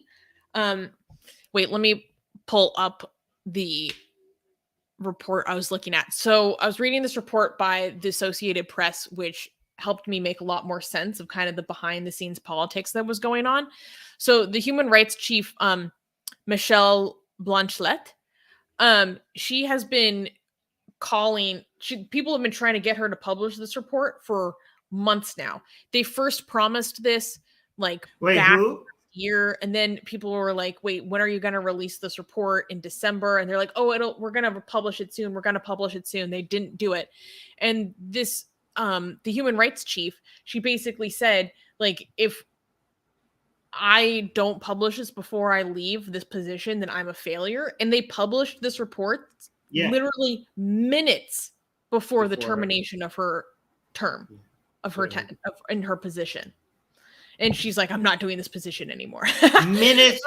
Minutes before she was like leaving out the door. Like, it's amazing. Why? Like, was it a coincidence that it happened minutes before her position ended? Like, was she? No. Okay. So why was it so? Why was it happening then? Like, because she was so much under pressure that's the only time that she could release it, or else she would be like. That means like China has so much like within the United Nations. China must be pulling a lot of levers to not let this report. By the way, guys, for people, that means China really cares about this report. Okay, that they were so adamant in not letting this report come out, right? So for people like, oh, this report shouldn't matter, like they're gonna keep doing what they're doing. Who gives a crap about the UN finally approving this? If it didn't matter, why would China be making so much effort in making sure this report, trying to make sure that this report doesn't come out? So, and here's a quote. The report, which Western diplomats and UN officials has said has been ready for months, was published with just minutes to go in her 4-year term. 4 years. She's been ready to be published for months, and they literally minutes before her job is over, they publish it. Maybe they must have had some influence over her position. Amazing. Also, guys, like I know a lot of you say like, why do we even need this report? We already knew what China was doing there. You have no idea how much more credibility this gives that accusation, right? You know, the world doesn't deal with just like, news, journalists, think tanks and journalists. Like, the political world needs a higher degree of validation for things to actually move forward a little bit. And this makes the whole accusation of what China is doing a lot more valid. Like, this is huge. Okay, so this is a big deal. Heft behind it. Here's a quote from what website is this? The Uyghur Human Rights Project. Quote, this UN report is extremely important. It paves the way for meaningful and tangible action by member states, UN bodies, and the business community, said World Uyghur Congress President Dolkun Issa. Accountability starts now. Quote, this is a game changer for the international response to the Uyghur crisis, said Uyghur Human Rights Project Executive Director Omer Kanat. Despite the Chinese government's strenuous denials, the UN has now officially recognized that horrific crimes are occurring. So what's interesting is a lot of this report doesn't really give that much more new information. It's basically just validating what has already been known and has more of the UN stamp of approval on it and the validation of their own investigations. So that's worth something because, I mean, unfortunately, the UN is like incredibly politicized in ways that makes me extremely depressed. But it's different than it being think tanks doing these reports, right? Or the non-official Uyghur tribunal that happened in London last year, that, you know, it is important. Like, these tribunals are important, but they don't actually have any authority. This obviously has a lot of authority. And I think it's important to, wait, where's my notes on this? Shoot. What I thought was really interesting was I was reading some of the report today, and it gives recommendations to the business community. So now the UN is explicitly calling upon the just broader global business community to do their own research in their supply chains. The UN actually makes a series of specific recommendations, which involve basically tying in all of these other United Nations bodies and asking them to start taking action. Now, one thing that I think is important to talk about is the lack of the use of the term genocide. Armin, what do you think about that? I was going to ask you, why do you think they're not using the term genocide? Maybe not. Yeah, go on. My guess would be. Yeah, you go first. My guess would be not to water down the impact of the word genocide. Do you know what I mean? How would it be watering it down? I mean, this would be because there's no validation that this is. Okay, so they think that if they use it here, and again, I'm not justifying this, right? Maybe people will be like, okay, we're calling everything genocide now, so it wouldn't have the impact that it used to have at some point. I have a contention with that, though.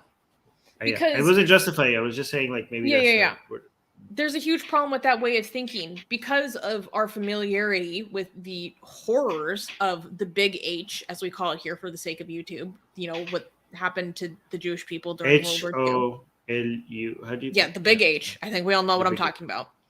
Yeah. Because of how horrific and systematic that was, people now have the false idea that that is our standard for what is a genocide, when actually that is very singular in the history of genocides. It's not usually that systematic and actually created into the form of a bureaucracy. That's very rare. And so because crimes or systematic attempts to eliminate or reduce certain groups of people don't look like that, people think that it doesn't count, which actually isn't true based on numerous different definitions of what meets the standard of what is a genocide. So based solely on the real and documented attempts of demographic engineering within the Xinjiang region, as found by Chinese internal documents themselves, that is genocide because they are manipulating that group's ability to have children, be with their children, and raise their children as they see fit with their own culture, with their own language. That itself already meets that standard. It doesn't have to be, what we saw during the Big H. It doesn't have to be mass executions. That's only one form of it. But I think I don't know. I'm very torn. Part of me thinks that maybe it actually wouldn't be appropriate to include that term in this report. I think I'm gonna appeal to genocide experts. Okay. Yeah. Because I think this is like I don't think this is like, oh, it's a big deal, so it must be genocide. Oh, no, it's not that big of a deal, so it must be genocide. I think this is a very legalistic term, and I don't think if they don't call it genocide, that doesn't mean that they're not taking it seriously, or maybe they're not. Like, it might not necessarily. Maybe it does mean that, but I just think like we really have to talk to maybe an expert on this, whether or not they think it was justified or not justified to call this a genocide. Yeah. These saying genocide just means targeting a certain community. Well, they are. I mean, if that's the only definition, then this meets that meets that criteria, right? So, do we have like a legal term that UN uses that is different from the common way that me and you use it, like the rest of us? The United Nations does have a formalized term. There's also many different formalized terms. Like Oxymoron is saying that we should have a scale for this kind of thing. There actually is a scale. It's kind of similar to how there are like many different definitions of what is fascism. How do we define fascism? How do we rank when a state is moving more towards fascism? There are many different definitions and criteria for these kinds of things. So it really depends on who you're talking to. But there were lawyers talking about why they believe it's such a failure that this term was not included in the report. And they say this report could be... If they say it, if the lawyers who are following this saying that's such a failure, I will jump on that bandwagon and I will call it a failure. But go on. So there was the lawyer who was in charge of the Uyghur tribunal, for example, and they said this report could be dangerous, actually, in the long term if it allows countries that prefer not to act in respect of the PRC, human rights abuses, to say something like, oh, well, things in Xinjiang are less than ideal. They've not reached the level of international intervention. Oh, yeah. So they're saying the report came out and it's confirmed, not a genocide, no need for reaction, guys. Let's go home. Like, it's bad, but we shouldn't get involved. But we only get involved when it's genocide. Okay, yeah, I see. I can see that. And then, so they're coming after, the human rights chief who was in charge of this, Bachelet. I have no idea how to pronounce these names. If Bachelet did not agree with any of these determinations, meaning of genocide, she owed survivors, victims, bereaved, and even those doing their best to determine the truth a duty to say why not. So they're saying, okay, if you didn't think that it was a genocide, why not? Why did you not reach that conclusion? Why did you not use that term that was not specified? At the same time, I don't know. I really have to look more into how the UN defines these things. When is their standard of when it's talked about this way? I want to highlight a comment by Satya. Satya saying, why is China so serious? Even if they open up a gulag, the world will still keep buying Chinese products. Some negatives of globalization, I see. Satya, I don't know how much more wrong you could be. This is the most wrong comment I ever saw you ever had. This will definitely have an impact on China. Okay, this is not black and white. It's not either you buy stuff from China or you don't buy stuff from China. It's how much stuff you buy from China and how much political influence you let China have. Okay, then more negative attention China gets is definitely going to have an impact on the level of trade they get, and it's definitely going to have an effect on how average people in different countries look at China and how they vote accordingly and how much support they will give to their politicians to move against the CCP or not. This will have serious effects, and China knows this. China knows this more than you do, apparently, because they are so eager in trying to spread their propaganda, not inside China, not just inside China, but around the world, because they know how much soft power matters when it comes to geopolitics and international affairs. It matters so much, and it impacts everything, and it impacts how much pressure they could inflict on other countries. The less of a positive opinions people have around the world on China, the more politicians can weaponize that against the CCP. This matters so much. Like, it's not like, oh, people are just going to buy stuff. No, it doesn't work like that. If it matters for Saudi Arabia, if it matters for Iran, you think it's not going to matter for China? It's definitely going to matter for China, even especially a country like China, which relies so much on international trade. It matters for them even more than other countries. And the UN made explicit recommendations for businesses to basically engage with them as least as possible. Okay, but I actually pulled up the UN definition of genocide. Also, it's really short. Just a second. And also, there's so much right now. There's a lot of push because of these negative attentions China is getting, both by people and politicians, and also political experts, to diversify. You cannot not buy stuff from China. You're always going to buy from China, but you're going to try to buy less from China. They're trying to diversify to Korea, to Vietnam, especially to India, to the Philippines, to many. For example, you know who bet on people not diversifying? Putin. Putin bet on that, and now you can see how much in such a short amount of time everybody has lit a fire under their ass to try to diversify their gas out of Russia. Putin assumed like they're going to keep buying gas from me forever, but now you see nuclear. Sorry. And also China is also witnessing like see how much motive when you behave like this, when you behave in a way that the international community is not happy with, how much motivation there will be to diversify out of buying stuff from you, even when it comes at a huge cost to their own economy. This much motivation must scare China to like, okay, this is serious. The world order has less tolerance than I thought they did have. Right. So that's why it's important for people to continue crushing Putin. But anyways, you found the definition? So, the United Nations Convention on the Prevention of Punishment and the Crime of Genocide, Article 2.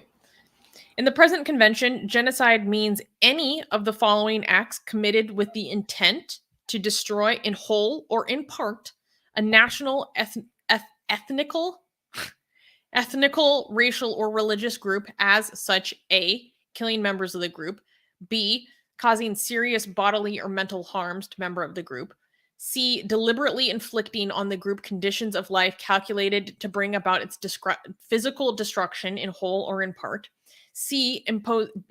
D, imposing measures intended to prevent births within the group; and E, forcibly transferring children of the group to another group. Well, they're doing that. Yeah, they're fitting many of these criteria. Yeah. At minimum 3 out of 5. Arguably. All right, let's read the comments and then get to the next news. Yeah, D is saying China has denied this every step of the way, even with the existence of the camps, proven by satellite imaging. Yeah, apparently some of the camps have been wound down. I've been reading some reports that some of the forced labor camps have been wound down, but instead they're moving from that structure to more incarceration structure. So and moving from an re-education framing, supposed vocational training, to just straight up incarcerating people imprisonment style for the crime of having a beard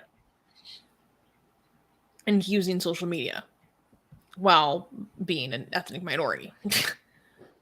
Do you have any other thoughts on this story, or should we move to the next one? We can move, but you start 2 other comments. Oh, shoot, I forgot. Higgs Boson is saying, why are gray zone type leftists trying to whitewash this? Armin, I think you would be able to give very good commentary on because this. Because they're commies. What do they mean by gray zone leftists, for those who don't know? Tankies, a special, unique type of commies that even other commies hate. So the worst of all people, basically. No, seriously, they're horrible. True. No, I think because gray zone type left, let's just call them tankies, okay? Tankies like everything, and they're not even about communism anymore, okay? Their entire ideology is anti-liberal or anti-West, anti-America, including being pro-Iranian regime, apparently. That's how That's how they look at things. Anything that is anti the United States is good. That's how they think. Oh, Susie, your profile, your avatar is Babak. I think because you're using Babak's computer. Wait, can I change her avatar? No. Also, another comment. Susie starred before she went. Gamer Boy saying, I think 35 people are watching, much less commenting live. I don't know. I don't have money, but I think comment section is only for members. I just wanted to say that comment sections are not only for members. We just have a lot of people who were gifted memberships, so it looks like it because everyone has badges and it's green. But no, comment section is for everyone, and we're happy to have you, Gamer Boy. So thank you for joining us. You can do this free of charge. Yes, thank you. All right, I'm gonna get the next news. I'm not used to seeing myself in such high definition. It's a little bit freaky. I'm like, you look good. You look really good. It's a little too close for comfort. I'm like, this is too much detail. People were liking it in live chat. Can we clap for the next news? Sure, this is very interesting.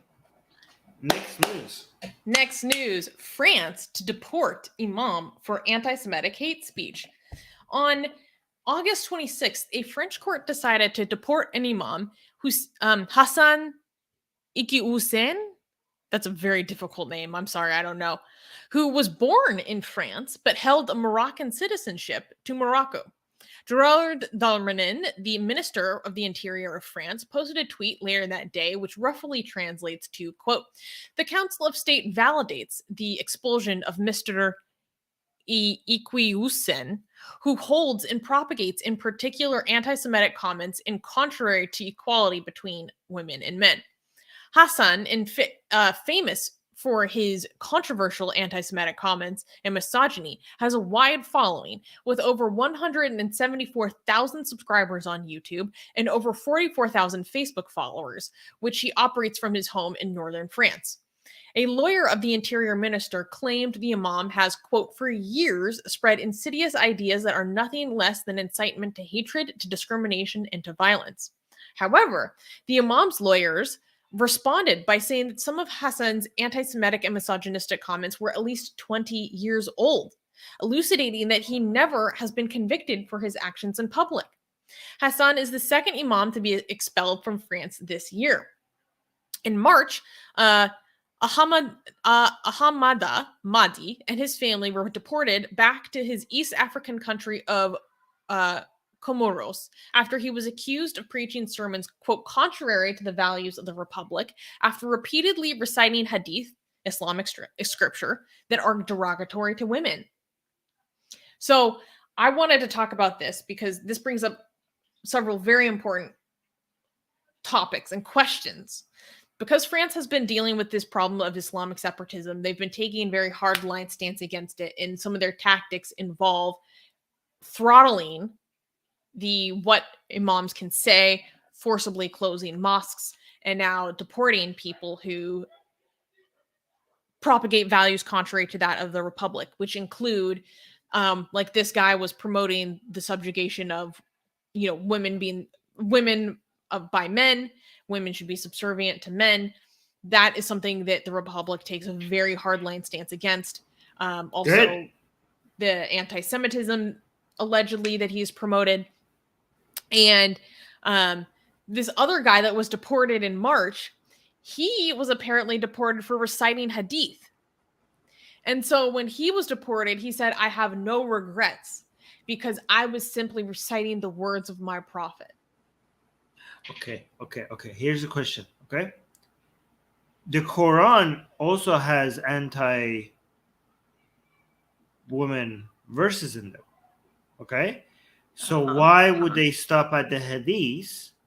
Like, is France's government going to stop at reading the hadith, but not go all the way to reading the Quran? And if so, okay, so here's the question, okay? So there are hadiths, Islamic scripture, that are anti-woman, and the guy was just reading them. I'm like, this is anti-French value, out you go, okay? So now, if somebody openly reads the Quranic verses, if they don't then kick you out of the country for reading the Quranic verses, especially the Quranic verse that tells you that you need to beat your wife if you fear disobedience, right? There's a Quranic verse specifically telling you that you need to, it's not a good idea, it's a command to beat your wife if, after trying 2 other steps, if you fear, not if she's disobedient, if you just fear disobedience, okay? There's also a Quranic verse that, in the same Quranic verse, it tells you that women are subservient to men. It literally says that. It says men are, by the virtue of Allah has gifted men are in charge of women. It says that clearly. Mm-hmm. It also tells you that men, what to do with women that you captured in war, right? So they're sex slaves, basically. It refers to sex slaves, and tells you that they're halal to you to have sex with them. My question is, if they say like, okay, we're not going to do this, we're going to do this for the Hadith and not for the Quran, is France recognizing the authority of the Quran? Do you know what I mean? Because that seems like a double standard. Like, are they saying that the Quran is like, why would they do this with the Hadith and not the Quran? Oh, I see what you mean. Is the France's government's official position that the Quran is a special kind of book? Because I don't think they would like to go there. So if the French government is now Quranist. Yeah. So I don't understand. So they can't do that. They cannot be like, okay, you can read the Hadith, but you can't read the Hadith like this, but you can read the Quran, because that would mean that they're recognizing the divinity of this book if they do that. So they can't do that. So that means that they would have to apply the same standard to somebody reading the Quran, and that would be amazing. Imagine the Quran reading certain verses in France will get you kicked out of the country. That would be insane. Is that what's coming next? Somebody try it. Like, I think Muslims that's too much of a slippery slope thing to say that that's what's coming next, because it could maybe be argued. This is pure speculation from me. They're saying like, okay, but you don't have to be the preaching or stressing these aspects of the Quran. You know what I mean? What if you do? That's what I'm saying. Okay. At some point, somebody's going to do it. This is opening, this is opening certain doors. I mean, you could accuse me of the slippery slope fallacy, but there's literally 2 options here. Okay. Somebody just reading that specific Quranic verse. Okay. What will the France's government do? Okay. They either kick you out or they won't kick you out. Both of them seem kind of like, the outcome of that is amazing, okay? Because if they don't kick you out for that, that means that the French government has recognized the divinity of the Quran, okay? If they don't, because they're like, Hadith you can't, the Quran you can. But if they do, that would be even more amazing, because now reading the Quran, somebody has been kicked out of France for openly reading the Quran. And also, then we have to go with the Bible. What about the Bible?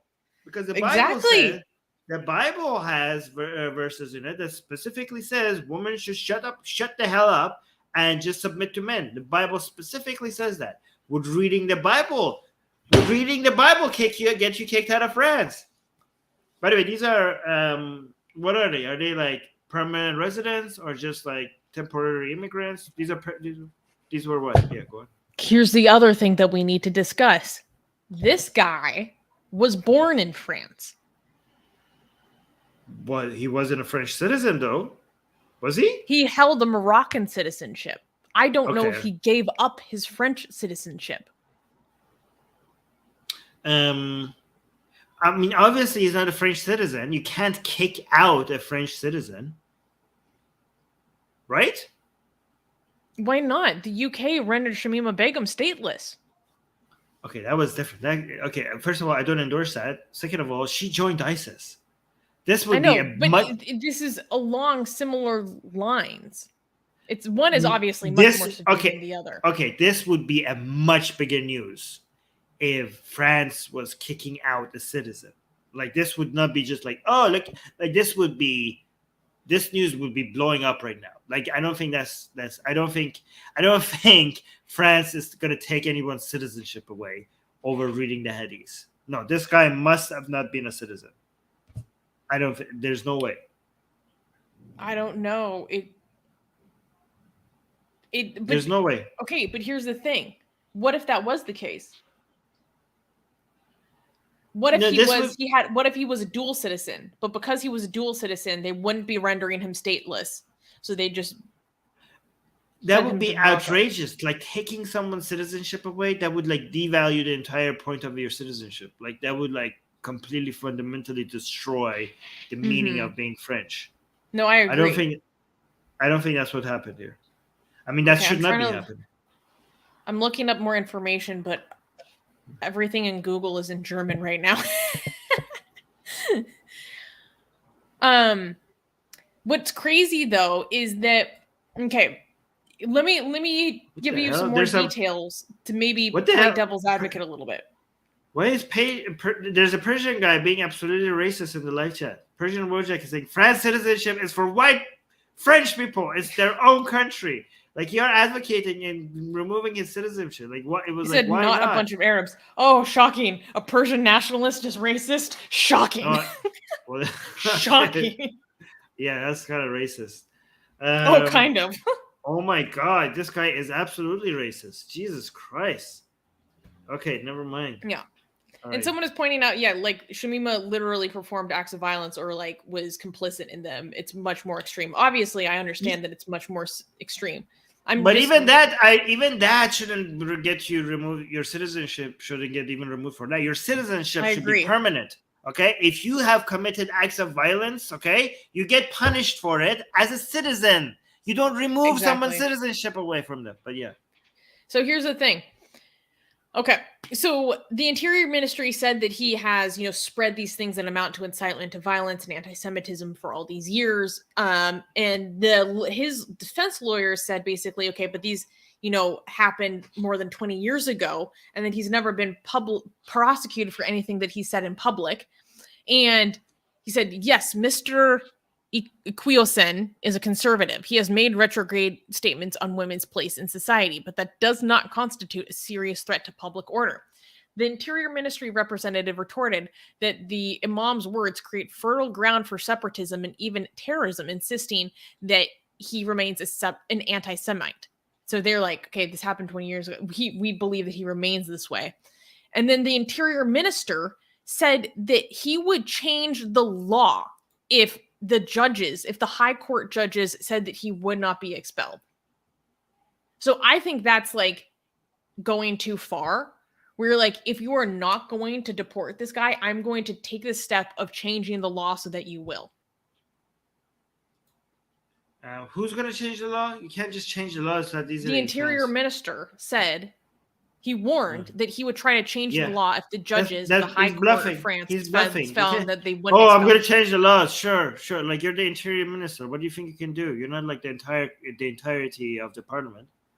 Change the law. I don't know enough about the executive and legislative structure of how things work within France to know if he has the authority to do something. I don't know anything about France's politics, but I'm pretty sure the Interior Minister is not just going to be able to just change the laws. I don't think it works anywhere like that.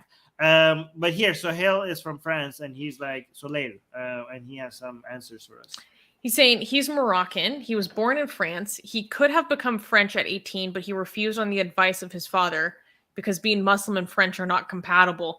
Oh, It's starting to come together. So see, I was right. I was right. If this guy was a French citizen, you would not be able to kick him out like that. And good. Okay. And I'm glad that he didn't accept the French citizenship so that you could kick out his sorry ass. Right. So that's good. It worked out very well.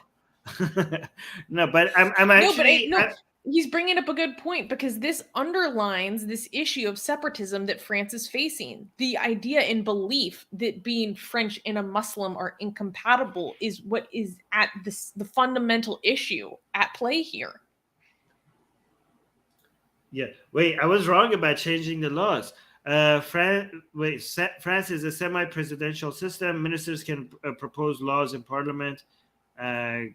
Gamer Boy is saying Interior Ministers can change law in the UK. Wow, this is weird. Okay, I'm not familiar with the structure. You could wow, this is reducing the authority of the people. If just a minister could just come like, yep, we're changing the laws, people. Like without, okay, sure. That's weird.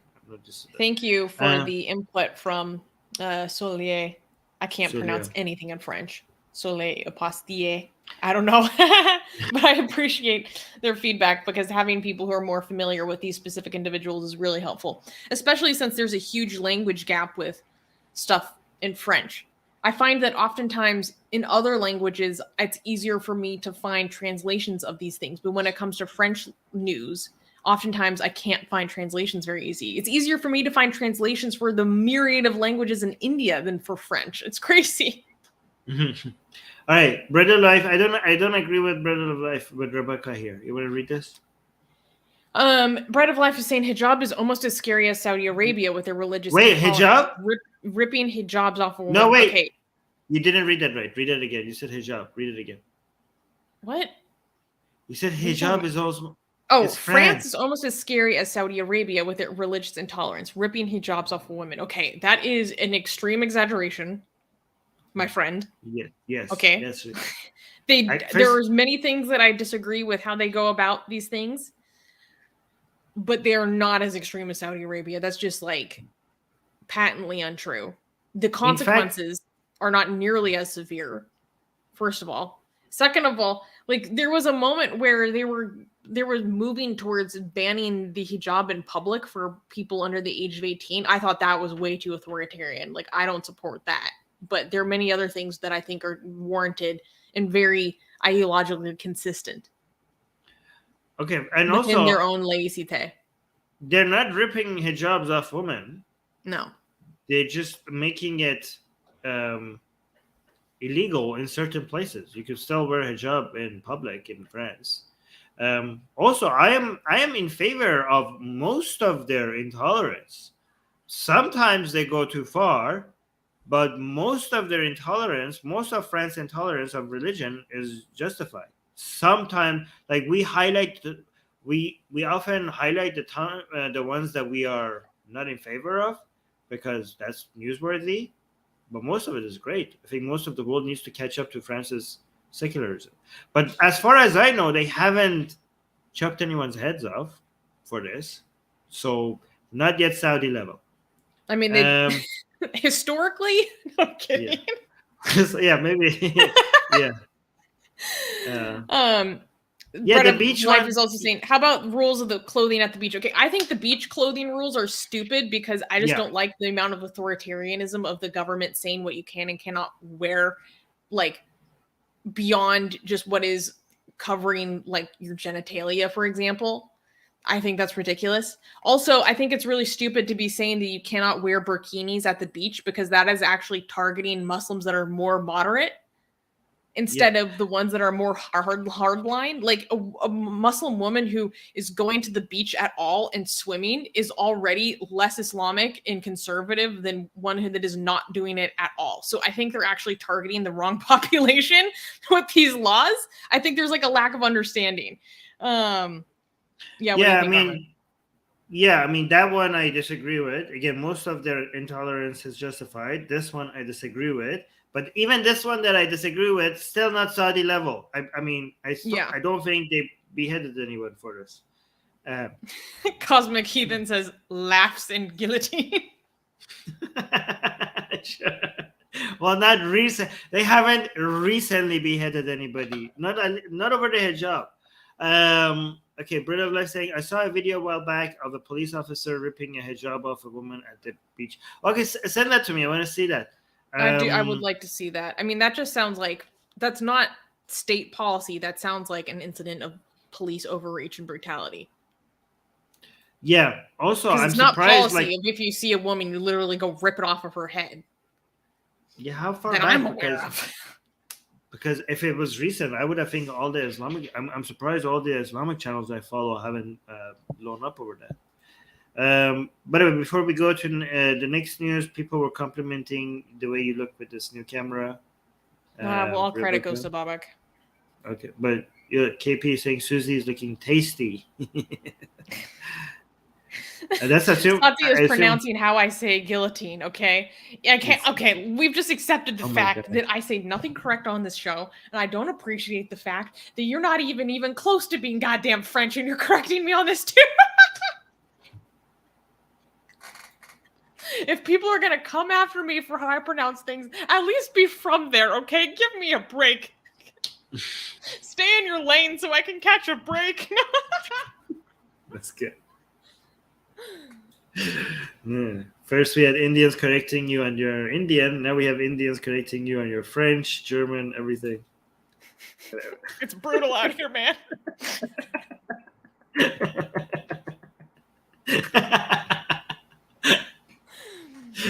All right. Soon they will correct you on your English if you keep at it. Oh no. Yo, I've had friends, my friends were like, yeah, immigrants correct me on my English before. So Rebecca, our Bread of Life in the live chat, people have been making fun of me for so many days after she showed up on a Persian show because there was they clipped that moment and everybody's referring to it. They clipped you? Yeah, because they're trying to make fun of my Persian. So there was a moment in the show that I say, what's the word for this in Persian? And Rebecca comes with an answer before me. And they were like, that's embarrassing. They keep trying to use that as embarrassing me. That Rebecca, an American who's learned Persian, has came up. Yeah, that was bad. What was the word? I forgot. I have to go check it. Was it an apple? No, that was another story. Oh, okay. I know how to say apple in Persian. What are you talking about? That's why I wanted to say it. Seeb. Are you suggesting I don't know how to say apple in Persian? Like, yes. I'll slap you. I'll slap you. All right. Hey, you know what? You can always say that your Persian is better than the frickin' president of Iran. So true, I have that. They can go shut. Very good. I don't know what you're talking about. Like I have had university professors on my show, and I said the words in certain words in Persian with them that they couldn't come up with. Okay, so Rebecca just had one moment. Okay, that's different. It was a fluke. She got lucky. She got lucky. Okay. All right. Can we clap for the next news? We don't like this, but let's clap. All right. This is actually not good. Next news. Saudi Arabia hands down decades-long prison sentences for social media use. Recently, social media users in Saudi Arabia have been sentenced to extreme prison sentences over criticizing the kingdom online. On August 16th, Salma al-Shihab was given a 34-year sentence for following and retweeting posts by activists and dissidents. Salma, a student at Leeds University in the United Kingdom, had been visiting her home in Saudi Arabia during a holiday break when she was detained by the authorities. She was initially sentenced to 3 years for the crime of, quote, causing public unrest and destabilizing civil and national security. Later, an appeals court added the charge of, quote, assisting those who seek to cause the public arrest and destabilize civil and national security by following their Twitter accounts and retweeting. The newly added charge resulted in a new sentence, which also tacked on a 34-year travel ban. So 34 years in prison, 34 years travel ban. Shortly after the sentencing of Salma, a second woman, Noura bint Saeed Kaltani, was reported on August 31st to have been sentenced to 45 years in prison for similar offenses, such as damaging the country through her social media activity. Abdullah Alaoud, regional director of democracy for the Arab World Now, or DAWN for short, stated, quote, it seems like the beginning of a new wave of sentences and convictions by new judges who have been placed in the specialized criminal court. These sentences come after President Biden visited Saudi Arabia in July, a move many believe granted the kingdom legitimacy and emboldened their authoritarian actions. So, Armin, your reactions. I tell you, whenever you remove the pressure, it emboldens these people. So international pressure works. Whenever they think they have the upper hand, they're like, okay, human rights. What human rights, right? Because they don't feel like they're being cornered anymore. Also, this is this is the reform guy, okay? But people don't understand the type of reform that this guy is looking for is I give you things and then you say thank you. You don't ask for things. You don't pressure me to do things. Like even the things that you demanded that I gave, I will put you in prison and sometimes even get you sexually molested in jail, even though I'm giving to, like, for example, letting women to drive. At the same time they let women drive, they arrested the people, the responsible, the activists that were asking for it, and I put them in jail and make sure that they get sexually assaulted, right, for it, while allowing women to drive. But again, it's very important for people to get the messaging right. If there's any improvement, it's not because of people's pressure. It's not a democracy. It's not liberalism. It's just the king being kind upon you. Remember where you're getting your gifts from. Remember that if I give it to you, I could also take it away from you. And this is why we should be so much against this type of reform, because the reform that these people are looking for is a reform that will solidify their power, right? And also a type of reform that it could be taken away at any moment. And it's also for convenience, for international relationships and stuff like that, for investment, for tourism. There's the reform that will be that would remain consistent and also keep progressing is not remains that is a gift from the top, but it's a kind of reform that people are demanding and pushing for and pressuring from the bottom up. That's what we're looking for. So anybody who tries to sell this guy to you as a reformist, make sure you piss on everything they say right in front of them, okay? Like, make sure you shut that down. Like, this guy is one of the most evil villains that we ever going to meet in our lifetime. This guy is responsible for so much harm. But yeah, so it's kind of like having like being kidnapped by this abuser and then thanking him for like letting you sip some water after 3 weeks of thirst or something like that. Yeah, exactly. Yeah. So here's one thing that I think is really important to highlight. One, so this first woman, Salma, she got 34 years, which is the largest sentence known given to a quote unquote women's rights activist. I don't know personally if she should be labeled as an activist. She is just a mother who was a student from Saudi Arabia who would sometimes tweet her support for different social reform movements in the country. Support for women, support for Lina Al-Hathlu, who was the activist that you were referring to with the letting women drive. And so is simply tweeting your support or saying like this, I like this, or maybe I maybe like a few tweets by a dissident, does that make you an activist? I don't think that's necessarily so. What also makes it difficult is what she has been accused of doing wrong. Like the tweets that are so offensive are very opaque. They're not really released.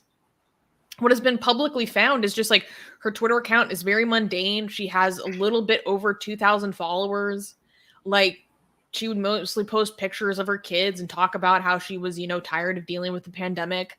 Like I almost feel like putting the label of activist on her might be giving her, it might be in some ways endangering her, because when I read the story, she just sounds like a normal person that sometimes retweeted people who were like, yeah, I want women to have better lives. Like by putting the label of activist on her, it might be kind of just separating her from just like being a normal woman, like, oh, she was actually an activist. She was doing something. She was asking for it. She was putting herself out there. It didn't even really seem like she was really putting herself out there. She, had less than 3,000 followers. Imagine getting 34 years for retweeting people. After 20 years, 14 more years to go. Like, why am I here? Oh yeah, I followed and retweeted certain people, and I'm spending half of my life in this place. Oh my God.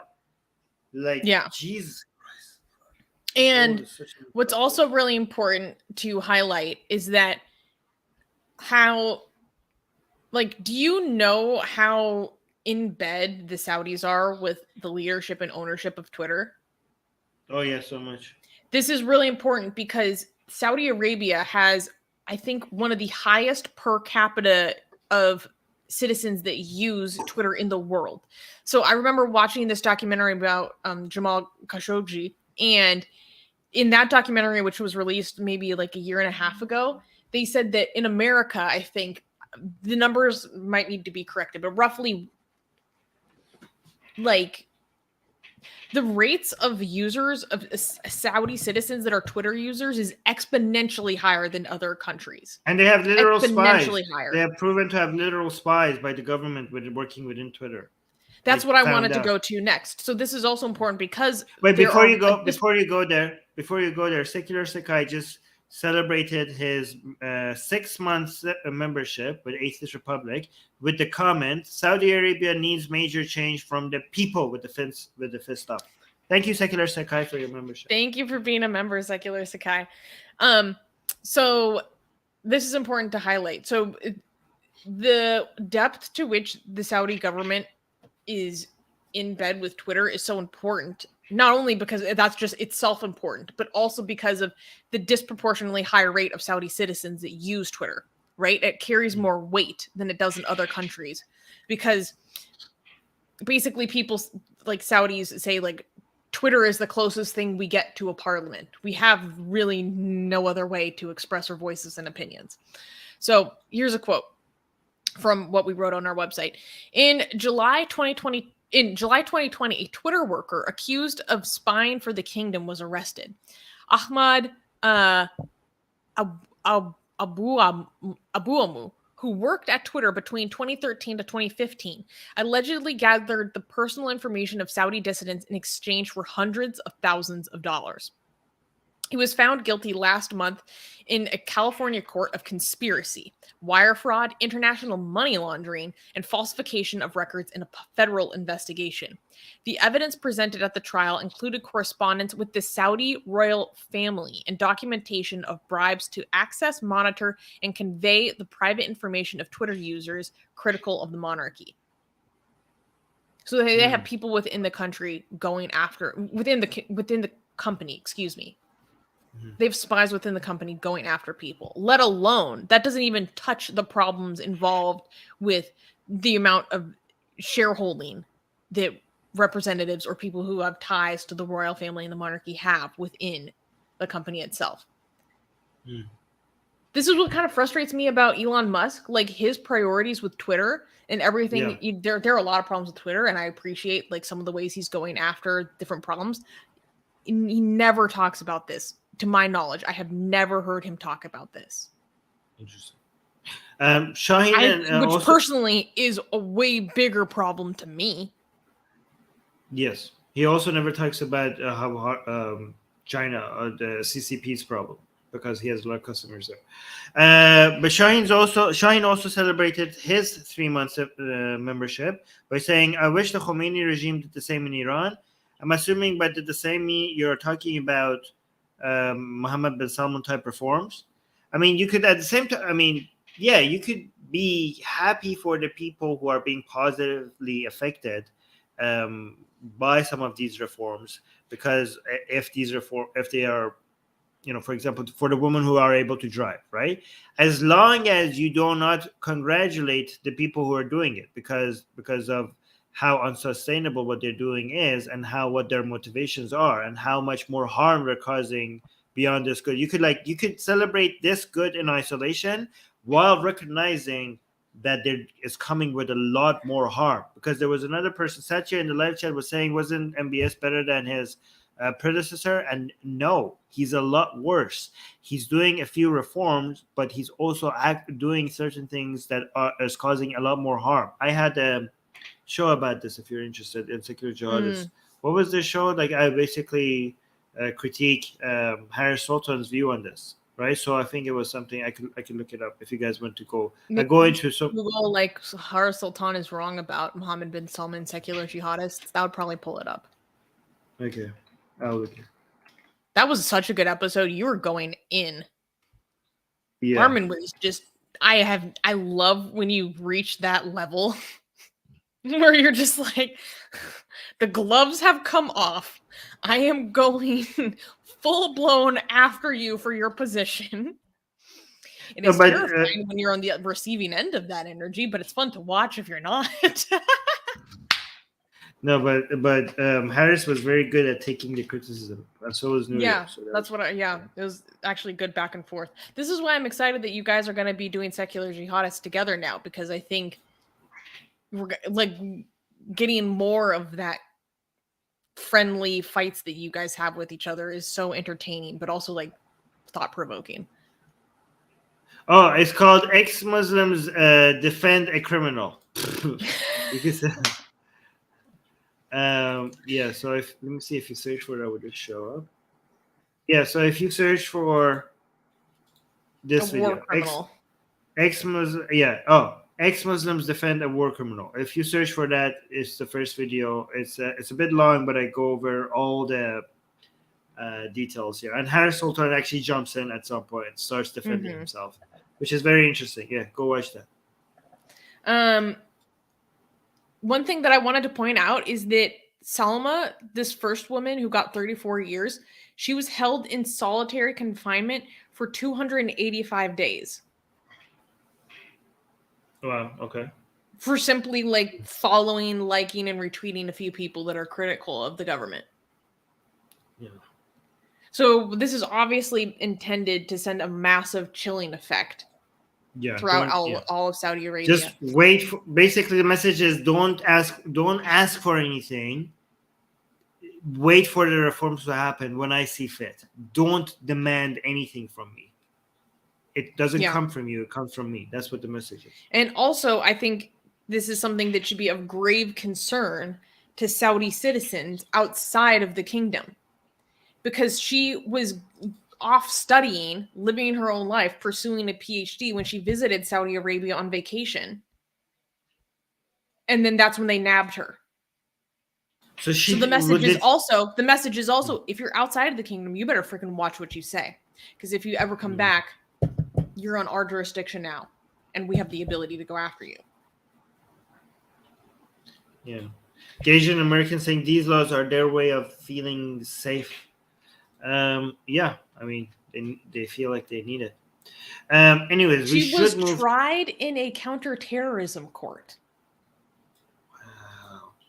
For following people on Twitter and retweeting them. Counterterrorism. It's insane. The world is insane. Sometimes I feel like, sometimes I don't know what to say. So, given all this that's happened, Armin, in reflection, what do you think of Biden going to Saudi Arabia and fist bumping MBS? Literally fist bumping MBS. The fist bump was too much. The fist bump. Well, I mean, okay. So to be fair, okay, the Biden. First of all, it's not a fist bump. It's like a COVID handshake. So. Fair enough. You can't be like okay, so it's like very there fist bump shaking hands. Does it really make a difference? Yes, it does. Okay, first of all, the reason why Biden had to go to Saudi Arabia, okay, is because there is so much at stake, right? We have Russia using energy supplies as a way to threaten the world to submit to his will. And Russia not winning this fight is more important for sustaining the world liberal order than Saudi Arabia. Okay, Saudi Arabia is causing a lot of harm. Okay, but it's a localized harm, which is, I'm not trying to downplay it. Okay, but Putin's violation of international norms and accepting that is a threat to the stability of the entire planet, right?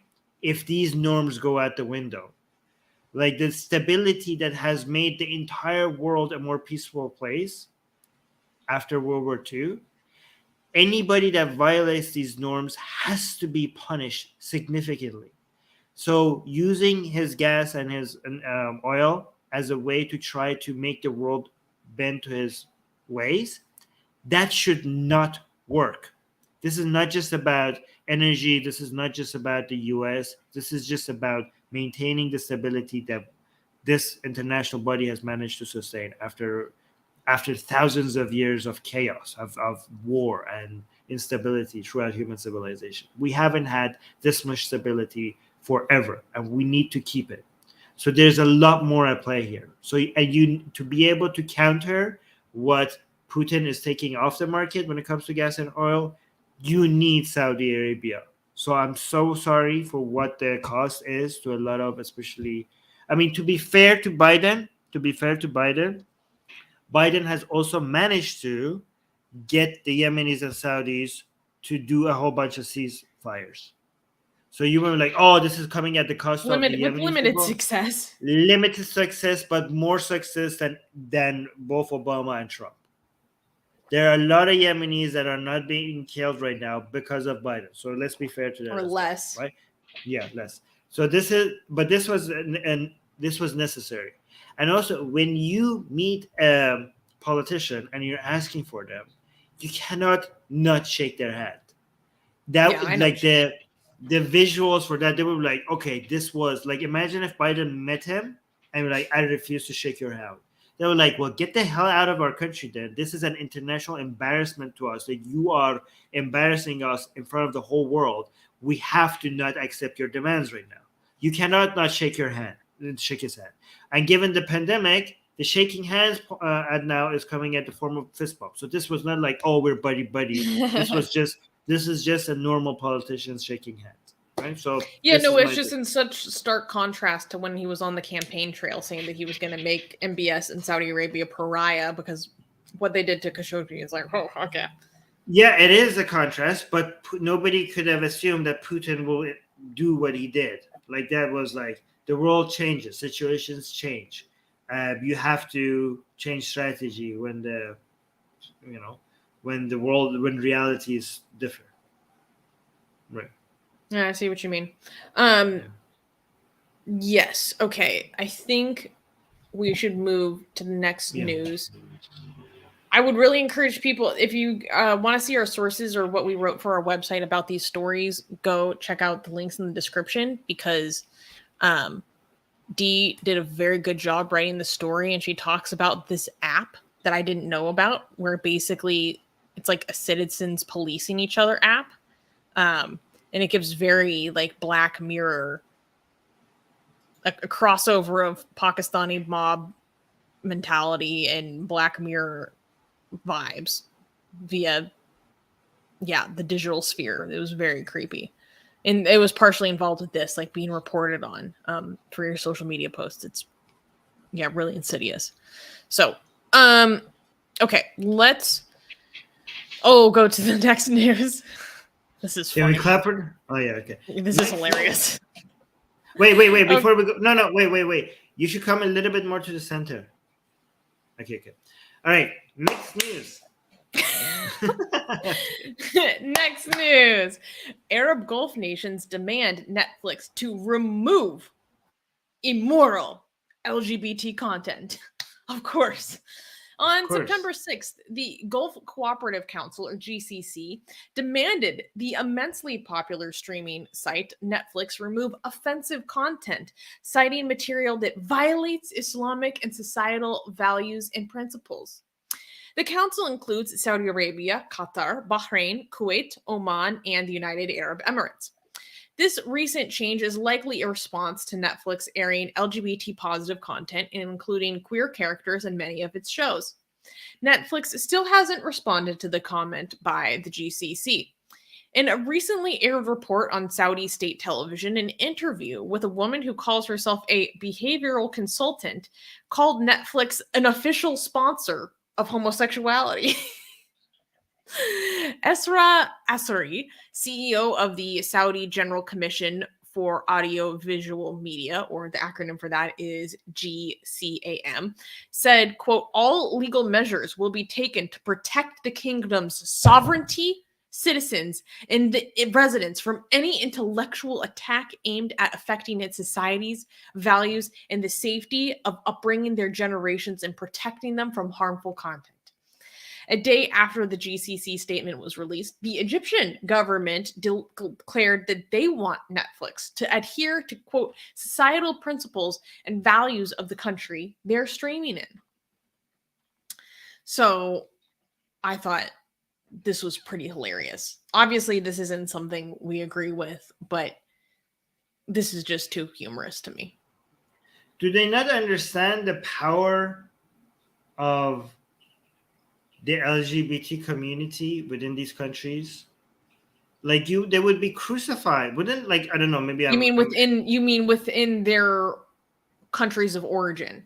Yeah, like I mean, rightfully so. I'm happy that they have this power.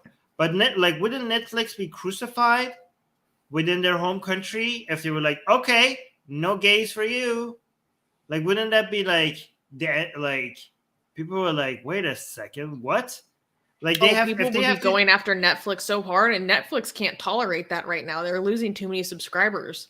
Yeah, there would be a boycott, and everybody would be participating, right? I mean, you don't even have to not watch Netflix. People will be like, guys, just like torrent it or something, right? Finally, we have an excuse to, like, for people who are against torrents. So like now we don't have a, now we're not feeling guilty. But again, I don't understand. Like, do they not understand that if you force them to choose between Saudi market and their own home market, because that's what they're forcing them to choose from, right? They're going to choose their home market. Like they don't want to get boycotted by everybody. Well, it's the whole Gulf market, really. Yeah, but still, it's like a fraction of the people in America and in Europe who watch Netflix, and a lot of them are going to be like, "Screw you, Netflix! What the hell?" Like, wouldn't they? Yeah. Like, am I exaggerating here? Maybe I'm exaggerating. I just think. No, I believe you're right. I mean, when I say LGBT community, I'm talking about everybody, including their allies. Like, I feel like I'm even included in that. Like, we would like everybody, So, I don't know. I just think like, and also, but when you do this, okay. So actually, what they're doing makes sense. But let me finish this out, and I will tell you why. If they kick Netflix out of the, Gulf countries, people will still get these shows. I mean, it's easy to find these shows. The reason why people use Netflix is not because they don't know how to get these shows. It's just that the environment is just more convenient.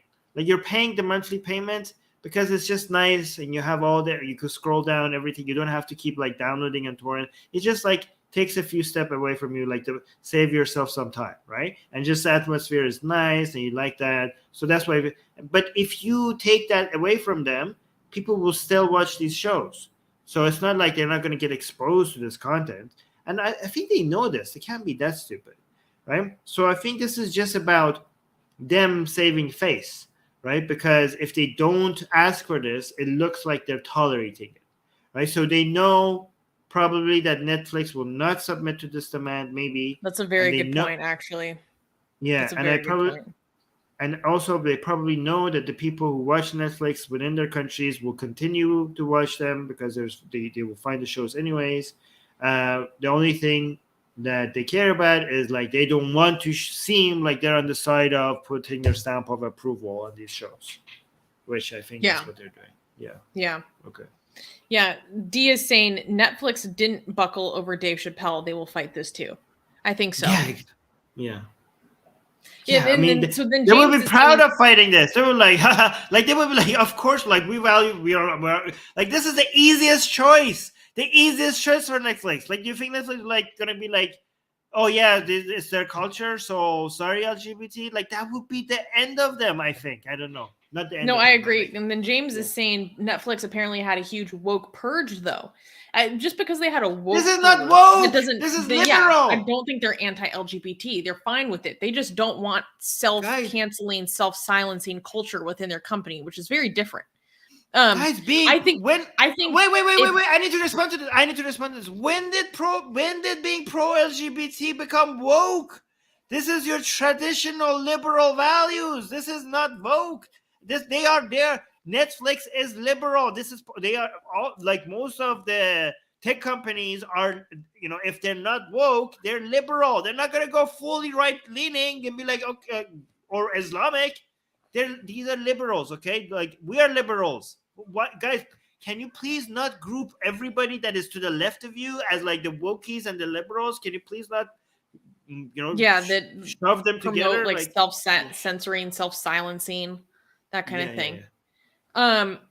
one thing that I think is interesting to consider is if they did move forward with this, let's theorize for a second. Let's just speculate. What if hypothetically Netflix did remove this kind of content from these markets? How do you think the right wing would respond? American right wing. Because I feel like the American right wing would be kind of torn. I think half of them, because especially there's such a anti-LGBT content phase, with the accusations of grooming, all this stuff going on in America with the culture war happening. I think part of the right wing would be like, based, we need this too, awesome. But then I think another part of the right wing would be like freaking out and sounding the alarm over having these countries have that much influence over American companies. Like they would, they wouldn't appreciate that level of infiltration, that level of influence. What do you think? How do you think the right wing would react if, like, hypothetically, they did appease the GCC? They would just call out their hypocrisy. They were like, "Oh, you're pro-LGBT until it's like money for money, like you're hypocrite until it's Islamic or for money, right?" So, yeah, I mean that's what they would do. Obviously, I mean to be fair, that's what we would do as well. Yeah, of course. Yeah. But by the way, I think the LGBT stuff is more sensitive than racial stuff, right? Because for example, Disney for China, Disney has different covers, and they don't show the black characters or hide it from the covers. Did you know that? Well, sometimes there was one incident where you were talking about that, where that was actually misinformation. Misinformation. Okay, good. Also, I heard Disney refused to cut gay scenes in Lightyear so that's good. So Disney has been consistent on this as well. They didn't remove. It's like the smallest kiss ever. Like one woman opens the door, she's holding a baby. Another woman walks through the door, and as she walks through the door, she just gives her like a peck on the lips. It's not making out. It's literally just like a passing kiss. And this is the outrage. And so that because of that, Lightyear was banned in basically all these countries we already listed. And same thing with Doctor Strange and the Multiverse of Madness, the recent Marvel movie. They refused to edit out like a queer character and stuff like that, and because of that movie got banned as well. Yeah. So they have been consistent on this, so that's good. But even if they submit to a country, it would be to China, not to GCC. Like that, they have a lot more viewers. If they ever bend the knee, it would be to China. Like the GCC doesn't have that many viewers, to be fair, for them to be like to take proportionally. Yeah. Okay. I think we're good here. I like how Satya says the anti-LGBT stance of the American right makes me want to puke. Yeah, that's good. Yeah, that was good. I appreciate that, Satya, because that's not an opinion I hear from many people who are politically aligned with you. So, did you read this from D? He surprised me. No, that was from a different story. I forgot to undo the star. Sorry, I ruined your moment that you were having with Satya. Didn't mean to interrupt. We were having a moment. We were coming together. I was actually thinking about it. I feel kind of bad about what I said about Satya and oxymoron on last week's episode. Yeah. I feel somewhat justified, but as a person, I feel bad. Yeah. I think Satya is offended that you grouped him with that whole mess. Like, what did I do? I understand, honestly. I get it. Yeah, I get it. Here's the thing. Here? I have my reasons, right? So in my mind, I have like reasons why I believe. Not believe. I have reasons. Oh, for saying he's offended right now too. He's offended right now too. He thinks like, of course he's pro-LGBT. Like, why did you expect otherwise? I expect otherwise because of the sheer amount of horrific abuse I've experienced from people who are politically aligned with him. My experience is so horrifically negative. Mm-hmm. So you did collective.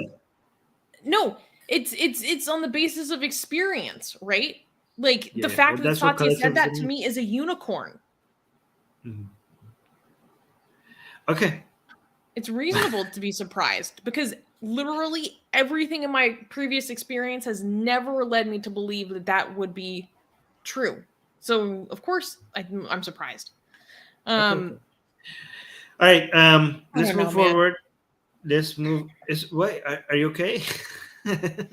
Yeah, no, I just get, I don't know. Because here's my thinking. I feel kind of bad about saying that I dismiss things that Oxymoron and Satya say because of like their political leanings and affiliations, right? I think I have a basis for justifying that logically. But then as a person, that's not how I would like to be treated as a person, right? Mm-hmm.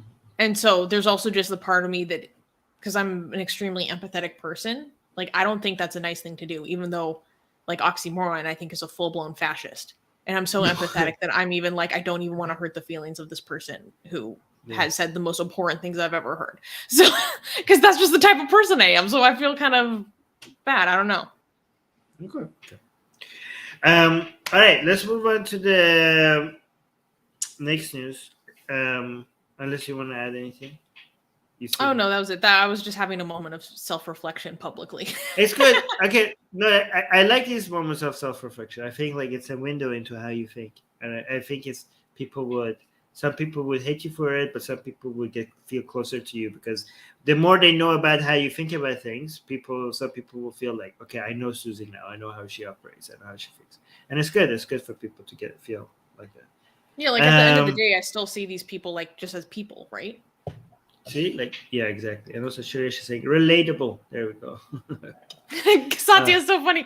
Guys, stop. I don't know how to handle this. Indian liberals are not this good. Yeah, that's why you come here. You know, I am not perfect, but I try to be a good lib. I'm one of the good libs. I'm one of the good libs. Yeah. Also, like people need to understand that you're doing a lot for them. Like people in the life, you're basically going out, and I just come here and show up and just like comment, right? But you are making, for the people that come here every week to see what the news is, you have put like a lot of effort into preparing things for them, researching things for them, studying it, analyzing it, and you come here, and you and Dee and the rest of the team. And you just come here for them for free. So, and she's here for you guys. So sometimes when she gets attacked by some of you, she feels like, why am I even doing this? Right? Right? Sometimes, right? So, but usually she feels, these mofos. I'm kidding. All right. Should we clap for the next news? Yes, we can. Talking about Susie. Yeah. Okay. Next news. What did I title this segment? Okay. Next news. All right. Susanna's interview with Indian ex-Muslim activist Arif Hussain Theravath. I just wanted to highlight the fact that last week I talked to notable South Indian ex-Muslim Arif, who I really admire. I've been dying to talk with him for a very long time, and it finally happened. So he interviewed me on his channel, which if you scroll down, you're going to share it in live chat right now. Thank you. The name of his channel is just his name, Arif Hussain Theravath. And I had so much fun. I really hope I get to talk to Arif again. I'm really fascinated by the explosion of Islamic apostasy happening in South India. And this conversation I had with him was more structured with him just asking me about myself. But at the end, I had an opportunity to talk a little bit about digging into his ideas of things. So I really want to talk to him again. I want to talk to him about India. I want to talk to him about secularism. I want to talk to him about the Uniform Civil Code, which we talked about a little bit at the end, but like dig into these things more. I want to build more relationships and more networks with ex-Muslims in India or atheists in India, people who want to improve the secularism in India, make it something that's more consistent, more coherent, really one law for all. And yeah, I was just really excited by this opportunity. I had a lot of fun, and I feel lucky that I got the opportunity to talk to him. So check it out. Yes, link is in the description as well, right under this video. So check that out as well. I think you should scroll down a little bit, and you will. It's the 10th news item, so you should be able to get it. So I was saying, well done, Susanna. Yeah, well done. It was really interesting. If you guys want to know Susanna a little bit more, and about the way she thinks, her views and stuff, and a lot more about her personal life and her background and stuff, this is a good show to watch.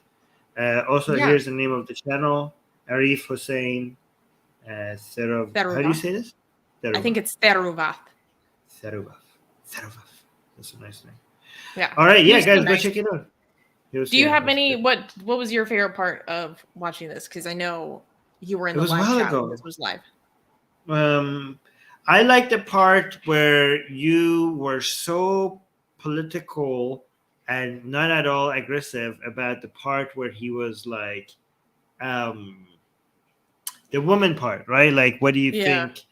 Because he asked a question that I think, to me, if I was answering, unfortunately, I would be like maybe coming across as a little bit more what might be perceived as hostile, which is not good, maybe not good. But I was so impressed in how you responded to that, because you basically said what I thought, but in a way that it just came across as not even a disagreement. I don't know how you did it, but it was like, that was so masterful. So it was the part where, what was it like about, like, what do you think as a woman activist, what do you think we should do what is your message to other women, or what should we do to let more women speak? And I just have an issue with that as a whole, because I think like Susanna is much more, she's so many things when it comes to her activism. She being a woman is the least significant part of her. Do you know what I mean? Yeah, I think I said that. Yeah. So, I mean, and I just think like you don't always need to, unless that person is specifically being targeted or oppressed for being a woman, you don't need to assume people are victims just because they're women, unless that's what their story says so, right? And I think like you just responded to that, saying that message, but much better than I would ever. And I was just so impressed with how you handled it. Oh, thank you. Yeah, I had a lot of fun. Yeah. I think at first I was kind of like, I didn't appreciate just being like put in this box of like, oh, you're a woman activist. But then when I was talking to him, I understood the context of it so much more. Where literally just the social contexts are so different. Like I literally don't feel like I've experienced much sexism or oppression for being a woman. So it would be kind of foolish and irresponsible for me to pretend otherwise and me playing like a female victim card, because that's just literally what I don't feel is my experience. But if I say that too casually, people are going to take that and to dismiss people who legitimately are facing a lot of discrimination. See, that's why you handled it a little better than I did, right? Because I wouldn't have been careful to notice that other side. You know what I mean? Like you're thinking about the other women who are victims for being a woman, and you wanted to make sure that you answered it in a way to not dismiss their experience, right? And you being careful of that was like very impressive. I just like. Thank you. I'm too silly. I'm sorry, guys. Anyways, yeah, it was kind of funny. I hadn't thought about it before. I was thinking, it actually made me think. I was like, I actually don't think about being a woman. Yeah, like, very much at all. Well, unless anymore. Yeah. I mean, the only time that I was fixated on that was when I thought I was transgender for like a year. For a year. Yeah, which is a whole different story. There's going to be a lot of people who are going, what? Yeah. You are actually very sensitive about people going through transitions prematurely because of your experience, right? Yeah. You were like, imagine how screwed up your life would have been if you had submitted to that. So that's why you're kind of sensitive with that. Yeah. We should talk about that one day because that's very interesting. I kind of talked about it when you first interviewed me on Secular Jihadists. Yeah. You should have talked about it with Jimmy because he would have sympathized with that. Jimmy Bangesh? We've had some personal conversations about it. Oh, okay. Yeah. Shriyash is saying, bi confused? No, I am not confused about that at all. Bisexual supremacy for the win. Okay. Oh no. Susanna is very bi, and she's very, very clear about that. Susanna is aggressively bisexual. Okay.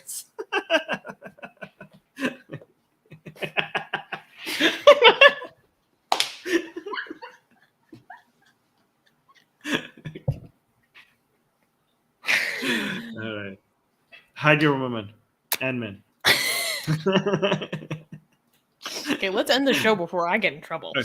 All right, guys, this was fun. Make sure you like the stream. Make sure you leave a comment. Guys, the likes and the comments and the subscribe and the bell notification, they actually help us grow.